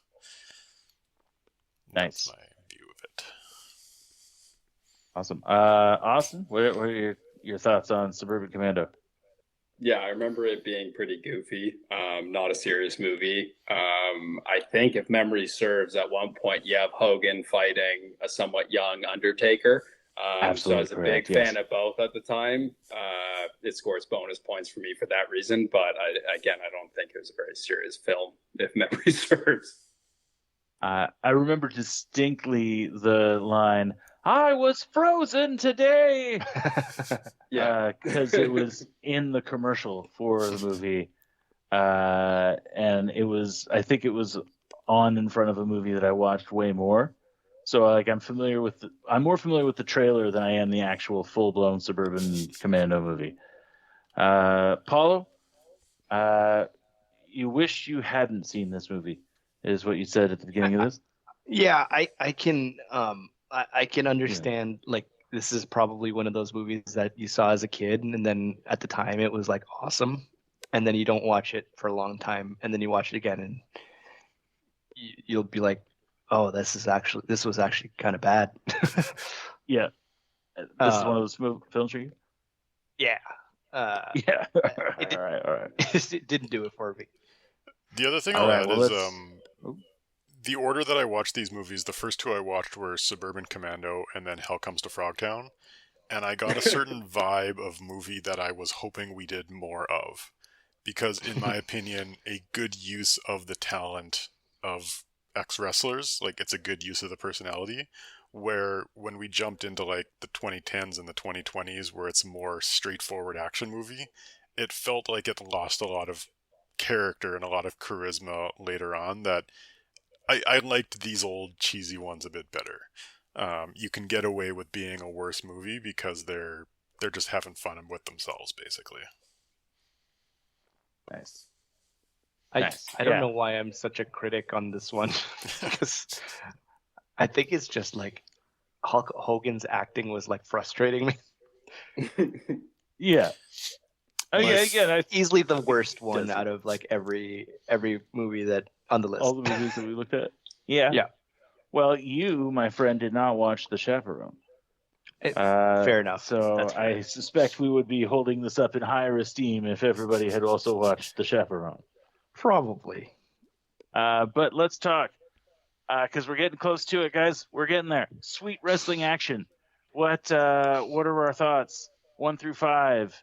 Let's go with Austin first, because we're going to try and go off memory. Yeah, off memory again, and I already said the names, but just going to go off name value. You got Hogan going against Undertaker in a film. Yep. Can't remember much more than that, but we're going to go Fair. for a 4, just off brand value alone. All right, give it a 4. All right, Carson, what do you got? 3. There's not 3. a whole lot of actual action. Yeah. I do find a lot of the time some of these Hulk Hogan movies, they have a pretense of action, but it's a lot of melodrama. A lot of, oh, I need to do this. I need to go back and take care of this. And then, like, I remember this movie has a really iconic line, again, from the trailer. It's like, what are you going to do? You're going to rip my head off, spit down my neck, shit all over me. And the guy's like, what are you talking about? This is the 90s. We're going to see you. It's so dumb. Paulo, sweet wrestling action, what do you think? Was the Undertaker one of those two bounty hunters at the You end? got it, buddy. Yeah, the redhead. Yeah. Cool. That's the only fight that I remember. So I'm gonna give it a 2.67. 2.67. 5. 9. 9. Yeah, great. How'd our boy do? All right, so how did Monsieur Hogan, future terrible choices and whatnot notwithstanding, how did he show up in this movie? In the context of this movie, I'd give him a 4. He's charming. Let's ignore everything that else had happened with him in his life, but as an actor in this style of movie, he fits that mold. All right, Paulo, what are your thoughts? That's shocking. Say more about that. No, okay.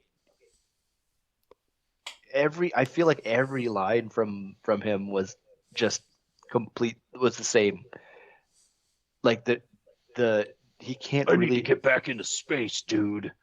Yeah, like no matter what the scenario, the scene is, like, oh, he's trying to be very encouraging for the guy with no confidence, or he's sad about leaving the family, or he's worried about saving the little girl from getting shot in the head, which is very graphic description from the villain, by the way, for I assume is like a kids movie.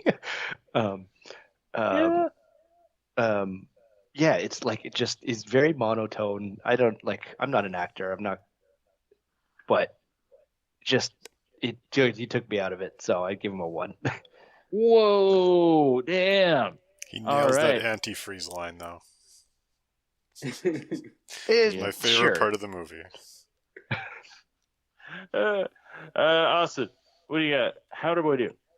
I think in line with Carson's earlier answer, or framing at least of like, it's like one of the worst movies you'll have a great time watching. Like Hogan's not a great actor, but just like Hogan himself, again, in a vacuum, knowing what Hogan became. But in this time, in this context, just like a very charismatic, fun dude, and a mostly fun movie. So I'll give him a 3.88. All right. Party time.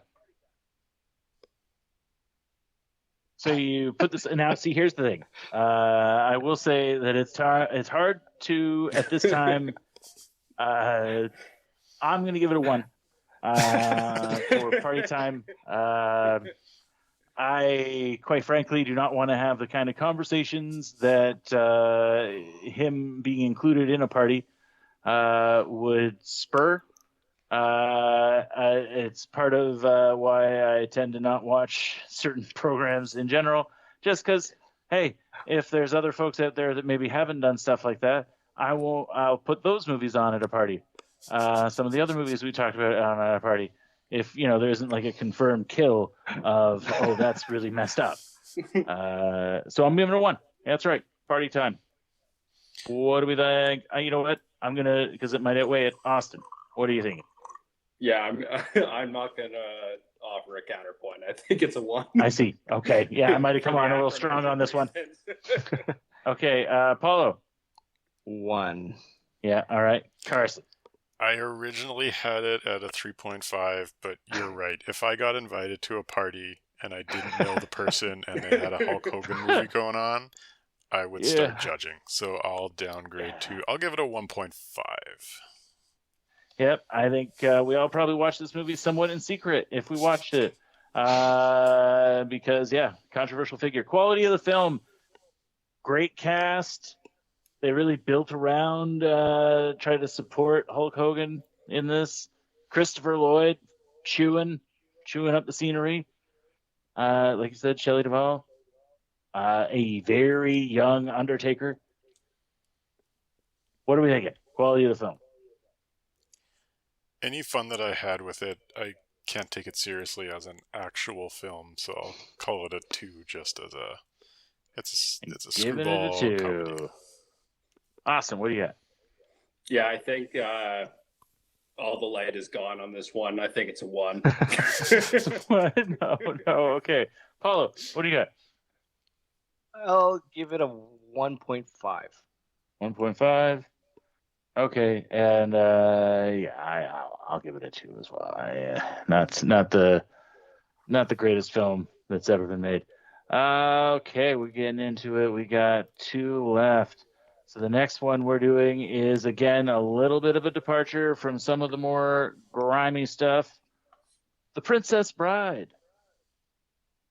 Now, if anybody needs to have who the professional wrestler is in this movie explained, you're going to fight me. Look forward to that. Carson, that might involve some traveling. So we'll have to figure out the logistics of it, but we're going to then do it. Presumably it's just the one, right? There's no one else? Yes. Okay. Yes, it is just the one. Yes, we are talking about Andre the Giant. At one point, arguably the most famous professional wrestler for a while, like top 5. One of the people that if you were to ask somebody, say, my age and older, can you name a professional wrestler? There's a good shot they're going to say Andre the Giant after they say Hulk Hogan. Right along there with like Macho Man Randy Savage, which I'm kind of kicking myself we didn't watch Spider-Man 1. because he plays an amazing character named Bonesaw. But ifs and buts. The Princess Bride, kind of a classic romantic action adventure about a roguish, lower class gentleman who's in love with a princess and does everything that he can in order to win her hand and get together with them in spite of the difference in classes. And along the way, they run into Andre the Giant and his buddy Inigo Montoya, and they do the damn thing. They become a crew. They crew up and they take on a shitty king and a guy with six fingers on his hand. 6 hands. Yeah, 6 hands. He's got 6 hands. I got Spider-Man on the brain now. Yeah, I honestly, I feel like it's a classic film. Rob Reiner directed. It just, it's kind of unfair to put this on a list like this because it's such a high quality film and there's such absolute stinkers on this list. But there you go. Anyone else want to say anything about The Princess Bride? So my opinion on Princess Bride is, as a self-proclaimed movie person, I'm really annoyed by Princess Bride. It's one of those movies that's way over-quoted, and I don't like how much people like. And that's not fair to hold it against the movie, because I think the movie is fine, but it seems like everyone else loves it more than I do, which, like, I watched it and I was like, it's got its moments, it's funny, but it just doesn't really do it for me. Okay. Wow. That's interesting. Austin, what are you guys' thoughts on Princess Bride before we get into ratings? I loved it. I'm a big Andre the Giant fan. I just think it's a great movie. So it's a great movie. Yeah, Carson's wrong. Carson is wrong. Paula, what are your thoughts on The Princess Bride?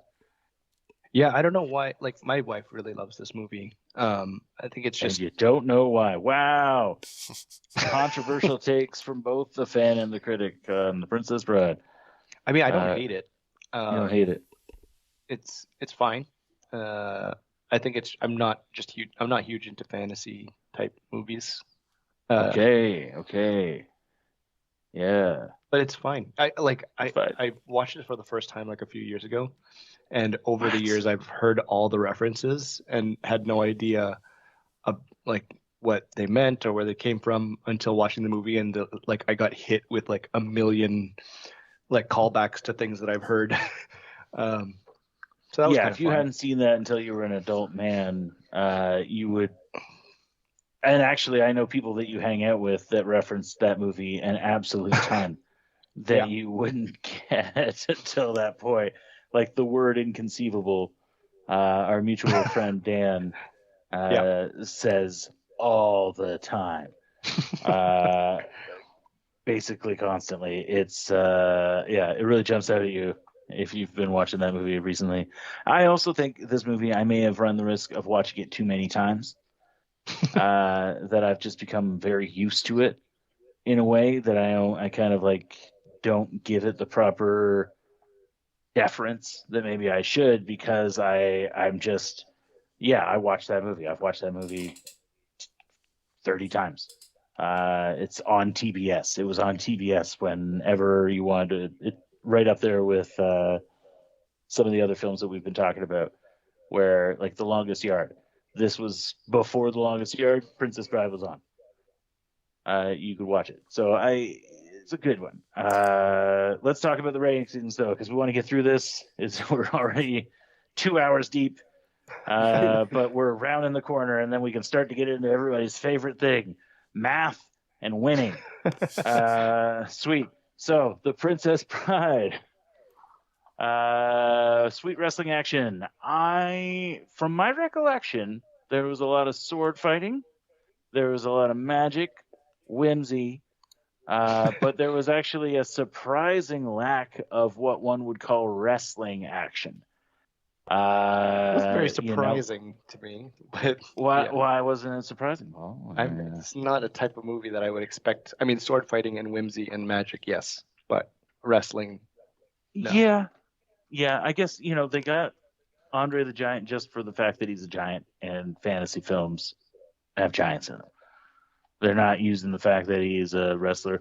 Also, at that point, and Austin probably is aware of this as well, Andre the Giant was so limited physically because of the acromegalia that continued to affect him as his life went on, that he struggled to do a lot of physical acts, like strength-based acts that you think that he could do because he was huge, but he was really just kind of encumbered by this mass that he had accumulated over his life.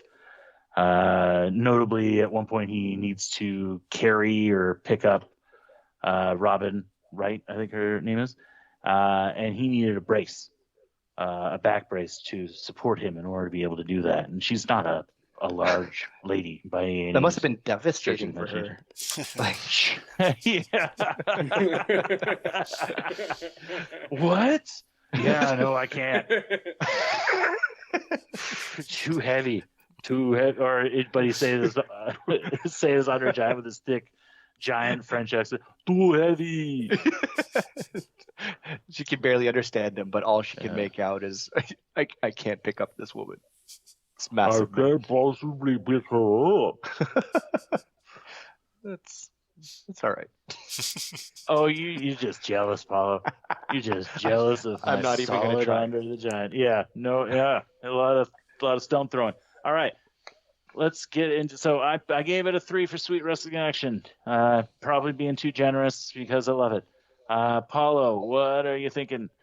Sweet Wrestling Action. 1.78. 1.78. Okay, Carson, Yeah, I gave Wrestling it a 2. Action. Gave it a 2. Austin.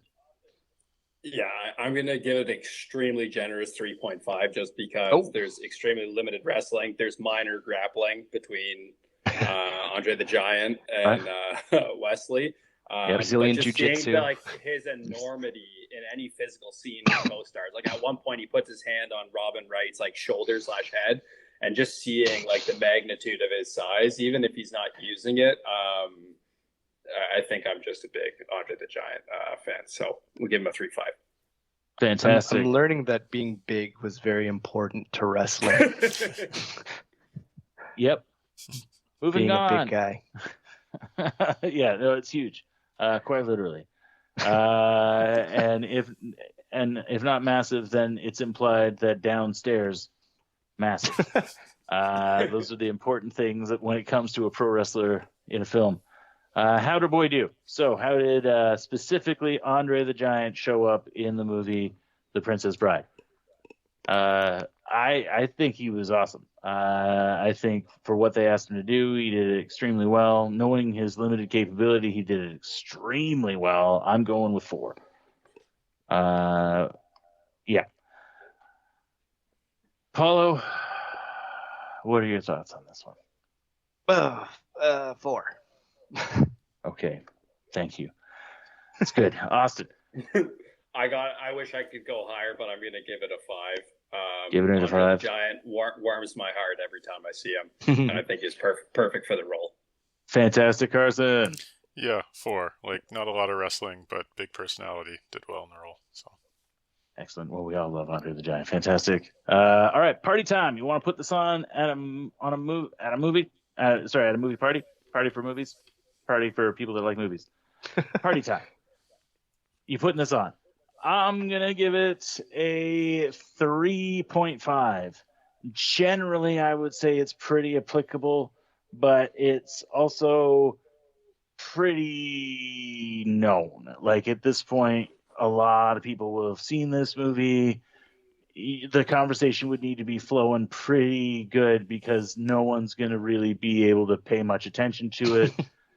And they're going to still be kind of split focus on. So I'm putting it at 3. You know what? I'm putting it at 3. 2.5. I'm putting it at 2.5. You talked me into it. On the party time. Yeah. Austin, what are you thinking? Put this on at a party? I'm gonna give it a 4. I'd want to give it a 5, but I think you made a good point that it's just so watched at this point. It's almost like a yawn eye roll this again. So, but I think it's gonna fit. It's gonna fit in most parties, and it's a good flick. So, yeah, I think 4 overall. Okay, excellent. Carson. Yeah, the big question is who's at the party?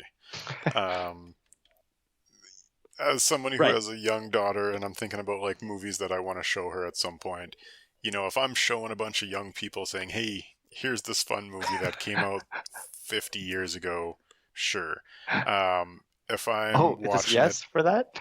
with a bunch of people who were born in the mid 80s or early 80s, I don't want to hear people quote it every scene. So I'll split the difference and just call it a 3. Calling I it a thought 3, the all reasoning was right. going to be opposite for those two Yeah. things. I thought that was so funny. I thought, man, can you imagine evaluating every movie we've talked about tonight by virtue of how it would play at a kid's birthday party? There would be some zeros in this. For clarification, I'm talking about showing her movies when she's like 16. Right, that's why you said 50-year-old, because it would be in the future when it would be Yes. 50 years old. Yes. Yep. Hey kids, Great. have you heard of Sam Hell? Well, let me tell you, sometimes you got to do what you got to do when it comes to repopulating the earth, kids. Where do you think you all came from? Yeah, you're going to have to make some tough choices if it's overrun by post-apocalyptic frog people and you want to just, keep things going. Paulo, party time. What's your ranking? 1 through 5. 2.6. 2.6. All right. Now we're getting into something that controversial, depending on how people rank this. Quality of the film. I'm putting a 5. Austin. I'm putting a 5. Austin, what do you got? Yeah, I got to go with 5. I think this is Going one of my 5. favorites, if not my favorite from the list. Oh wow. Okay, great. Paulo. I mean, I don't blame you guys for giving it a 5. I give it a 3. It's just not Son my of thing. a gun. All right. Carson, round us off. Quality of the also- film for A Princess Bride. Also going with a 3. Huh? We lost Sorry, you we for a lost you second. there Oh. for a second. Also going with a 3. Hey, Going with a 3. All right. We're down to the final rank film. oh, And it is The Wrecking Crew. Who all watched The Wrecking Crew? I did. Okay, awesome. Carson did. Paulo, Austin. I actually want to watch it. It's going to be something that I good. probably will Made a watch terrible mistake, Paulo. while I'm washing the dishes. Okay. but I did not Austin, watch did it. you end up getting around to The Wrecking Crew? Similar but different to Paulo. I just didn't want to watch it. Okay, well, disappointing, because once again it stars Dave Bautista, and it also has Jason Momoa in it, and they play brothers of a type, kind of stepbrothers, and then it is a lot of fighting and gunfighting and running around and solid action. It's a good movie. You screwed up, dudes, if you didn't watch this one, because it's good. I would actually, some of these movies I would say, don't bother watching because you didn't watch it before this, aka The Chaperone and Knucklehead. Don't bother. You're good. You don't need to watch them. But The Wrecking Crew is good. I thought it was really good. I don't know. Carson, what did you think of The Wrecking Let's hear from Carson. Yeah. So I talked some shit about Dave Bautista for the Killers game. I think this is a much better vehicle for him. It's basically a buddy cop movie, even though they're not both cops, but they're two brothers kind of going on an investigation. I liked the charisma between Bautista and Momoa. That part worked. There were a lot of parts of the movie that really annoyed me, and it is not a great movie, but it is a standard buddy cop. There are some enjoyable parts of it. Yeah, buddy cop movie would be a good way of describing it for sure. And one of them is like Momoa is a cop. Yeah. And I think Batista trains Marines is his job. Yeah, I know that's one thing that was made fun of a lot online, is he's supposed to be like a Vietnam vet or something like that, but he has like a popped collar and tattoos and something like not the look that an old army veteran would have. That didn't bother me. Like, whatever. That's fair.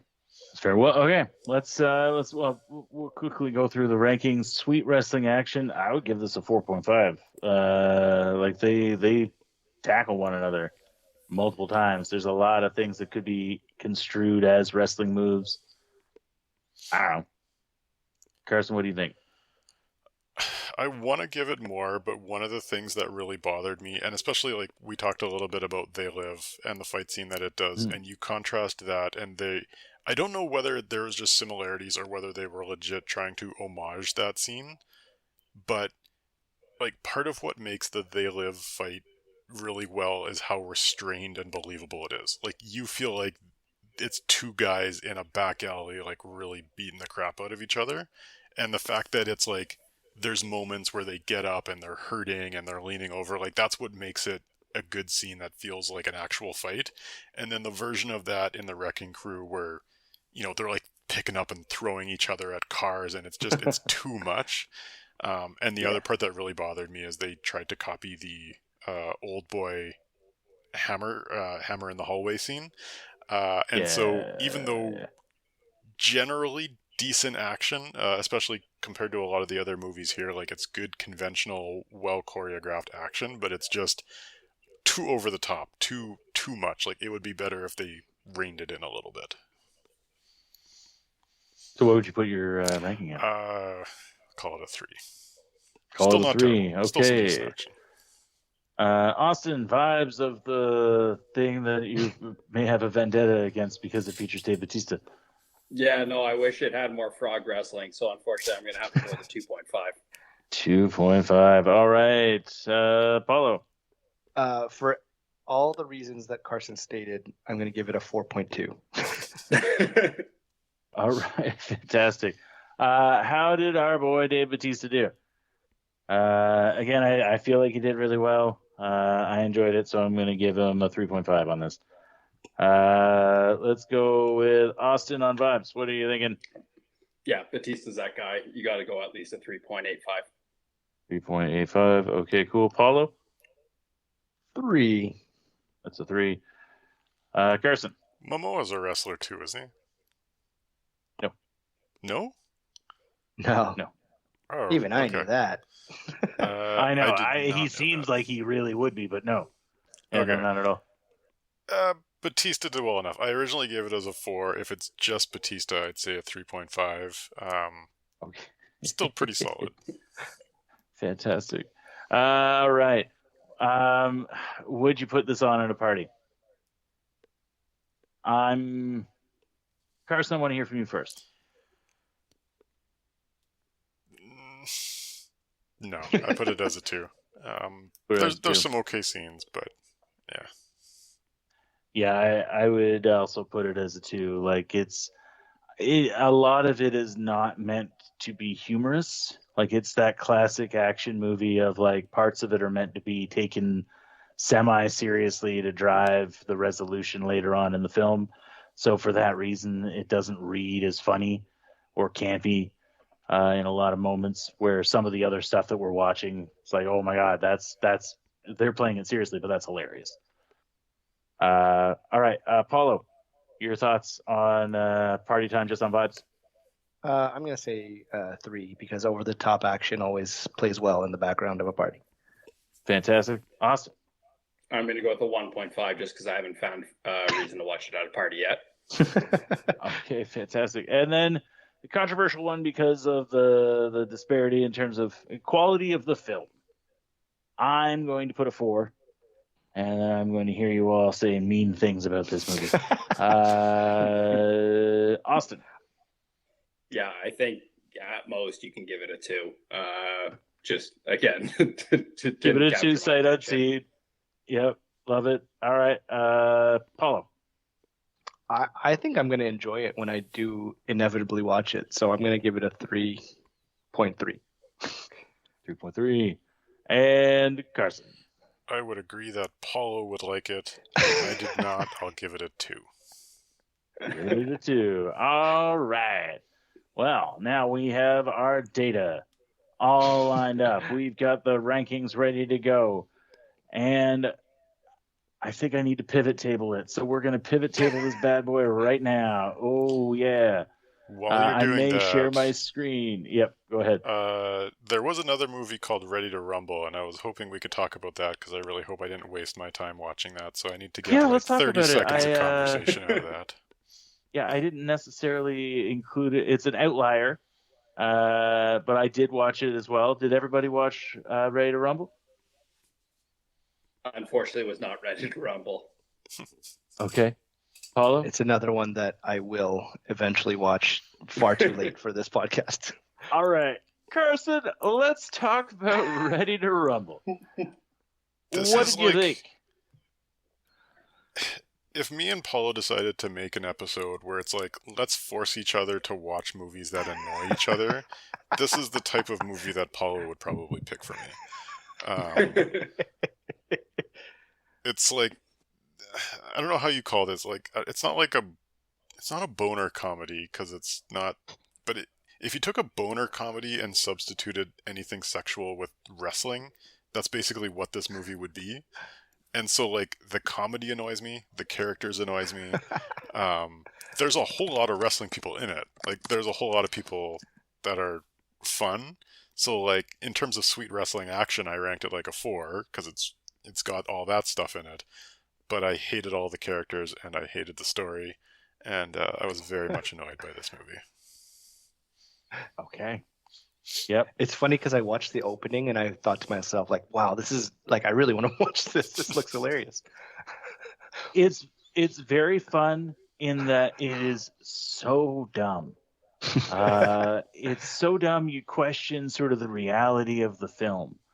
Like, you don't know to what degree the main characters understand that professional wrestling is performance based, and you don't really know throughout. Maybe by the end of the film they've come to the realization that some of this ain't real and that a lot of it's performance based, but maybe not. Like, the character that David Arquette plays is dumb. They're dumb characters. They also interact with shit a lot. I thought that was interesting. That Like, does sound annoying. Yeah, a lot of shit interaction. I don't love that. Like, they operate a septic tank, like one of those, the things that suck out the poop from the porta johns. They operate one of those, and then even beyond that, they kind of use poop to achieve their goals. Like, when he needs that refreshed froster at the beginning of it, he gets a refreshed one by sticking his finger up his own ass. You're talking me and out of the then, movie. You should still watch it. If we were gonna rank it, we would talk about how great Diamond Dallas Page does as a bad guy in it, which I think he does quite a good job. He comes off as a real shithead bad guy that's into messing up Jimmy the King. Oliver Platt as a professional wrestler named Jimmy the King is very funny, just because it's funny to see him do it. I thought horribly miscast, unless I don't know enough about this actor, but like, it's one of those, he doesn't seem like a has-been, he seems like a never was. Like, it's hard to see him as a wrestler.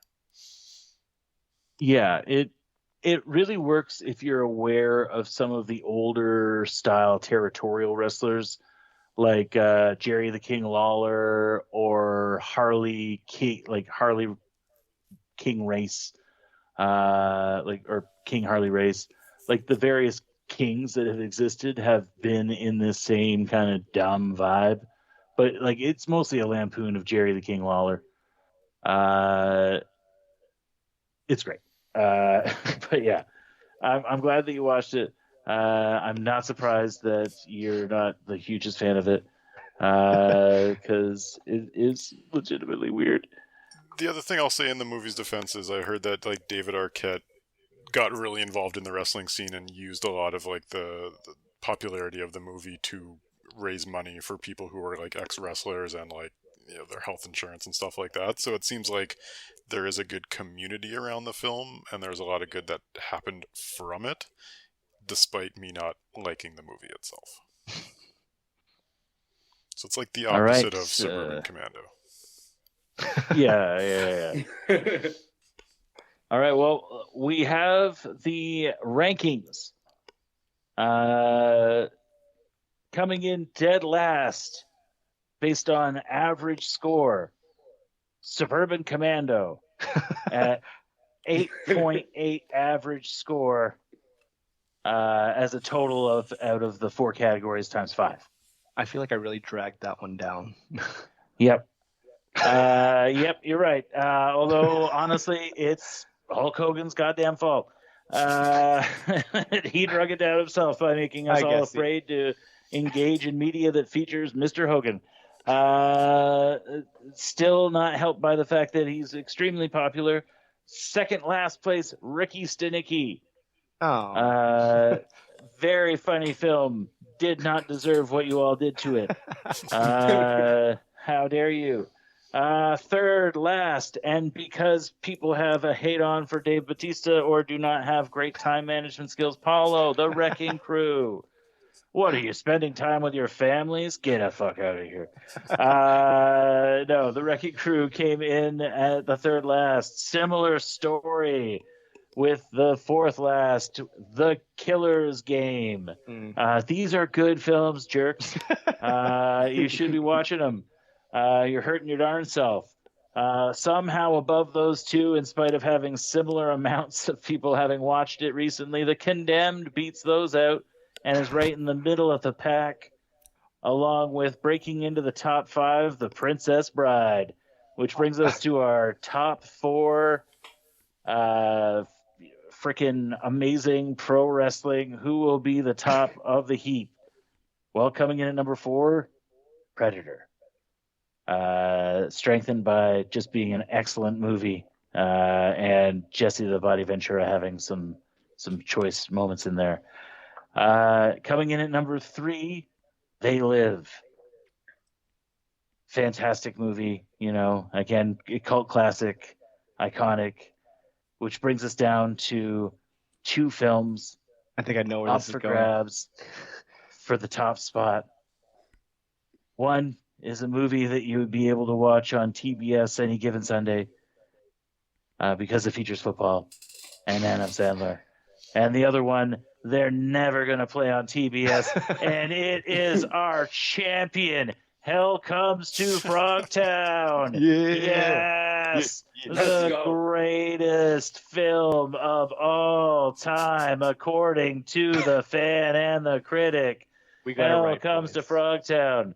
The champ of 2026 so far,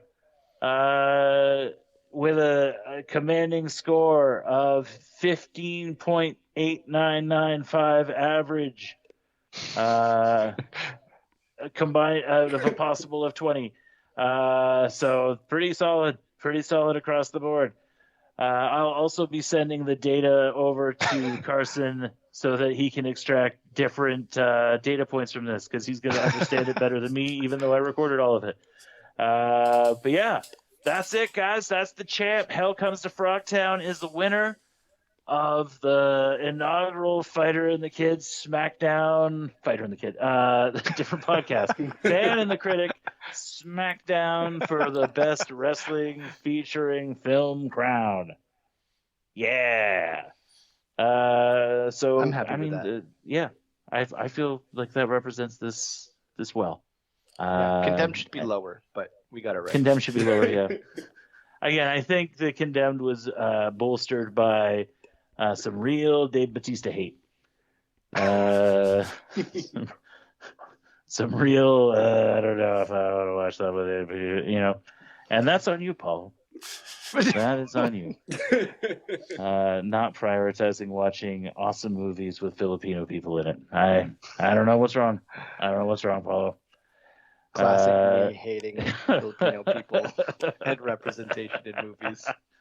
That old chestnut. It just makes you mad. You thought I was pandering. They're good films. They're good films, man. No, but this has been great. all the crazy movies that you all watched in order to participate in this. Special shout out to Carson for watching The Suburban Commando. I'm shocked that it was watched, which is amazing. And so stoked that everyone loved Hell's Comes to Frogtown, because it's just so good and so ridiculous and such a weirdo movie that I don't know that they're ever going to make anything approaching it ever again. And that's awesome. I will Final say, thoughts on the round. despite not loving every movie, I enjoy the excuse to watch movies that I otherwise would not have watched. So there were some gems, there were some not so gems, but overall I enjoyed this genre. Awesome. Austin, what are your thoughts? As the Yeah, I resident think that- wrestling expert. Yeah, said earlier, but like these aren't going to be critically acclaimed films, but they're oftentimes disproportionately fun to watch relative to their billing. So I think a good experience overall. And last but not least, go Frogs. Go Frogs. Paulo, what are your thoughts to bring us on home here? Yeah, no, I think we got it right for the most part. Yeah, I'm happy with having watched. I mean, just mostly happy with watching Hell Comes to Frogtown. So If that's all that we got from this, that we all really enjoyed the movie Hell Comes to Frogtown and are willing to have conversations with our families about how much we enjoy that film, that's all that I want. That's all that I need. yeah, And I'm glad we got there. I also appreciate that we talked about this for 2 hours without talking about The Rock movies. So Yes. Not a movie featuring so The no Rock one in likes the The bunch. Rock. Oh, Ben's the only one that likes The Rock. I don't mind him. Austin, it sounds like you don't like him either. No, I think he's great, but I think Yeah, no problem also with The Rock. Trying to get oversaturation. Yeah. We could have done an entire 20 movie list of just The Rock movies. He'll be his 'cause own episode. Yeah. in a few Much months to from now, Carson's we'll do chagrin. our top 20 The Rock movies, not Yeah, stack including rank. The Rock. Honestly, we would be doing we would have cuts. We would have cuts. That's how many damn movies that guy's put out. We'd have to Carson it'd will be walk the top into 20. the ocean if we had to do that episode. Here's the thing, I've watched them all anyway. Nice. Well, shout out to The Rock then. Yeah. Be on the lookout for a Watch out future for episode with him. the All Rock podcast. No skips, all rock, just rock. Movies about rocks. Movies about rocks. Yeah, That I'm down none for. with The Rock. None with The Rock in it. I'm right away. I'm thinking, okay, so Galaxy Quest because of that one monster. The Temple of The Doom, Core? Indiana Jones, the Temple of Doom. Yep, the Core. That's a good one. You could make a strong argument for like some of the deeper Godzilla versus Kong when they start to talk about like the hidden underneath Earth, Oh like boy. the sunken Earth. Anyway, I think this would probably be a great time to wrap it up. And thank everybody for coming to the show. And I guess Paulo, Carson, do you want to put a button on this son of a bitch? Bye.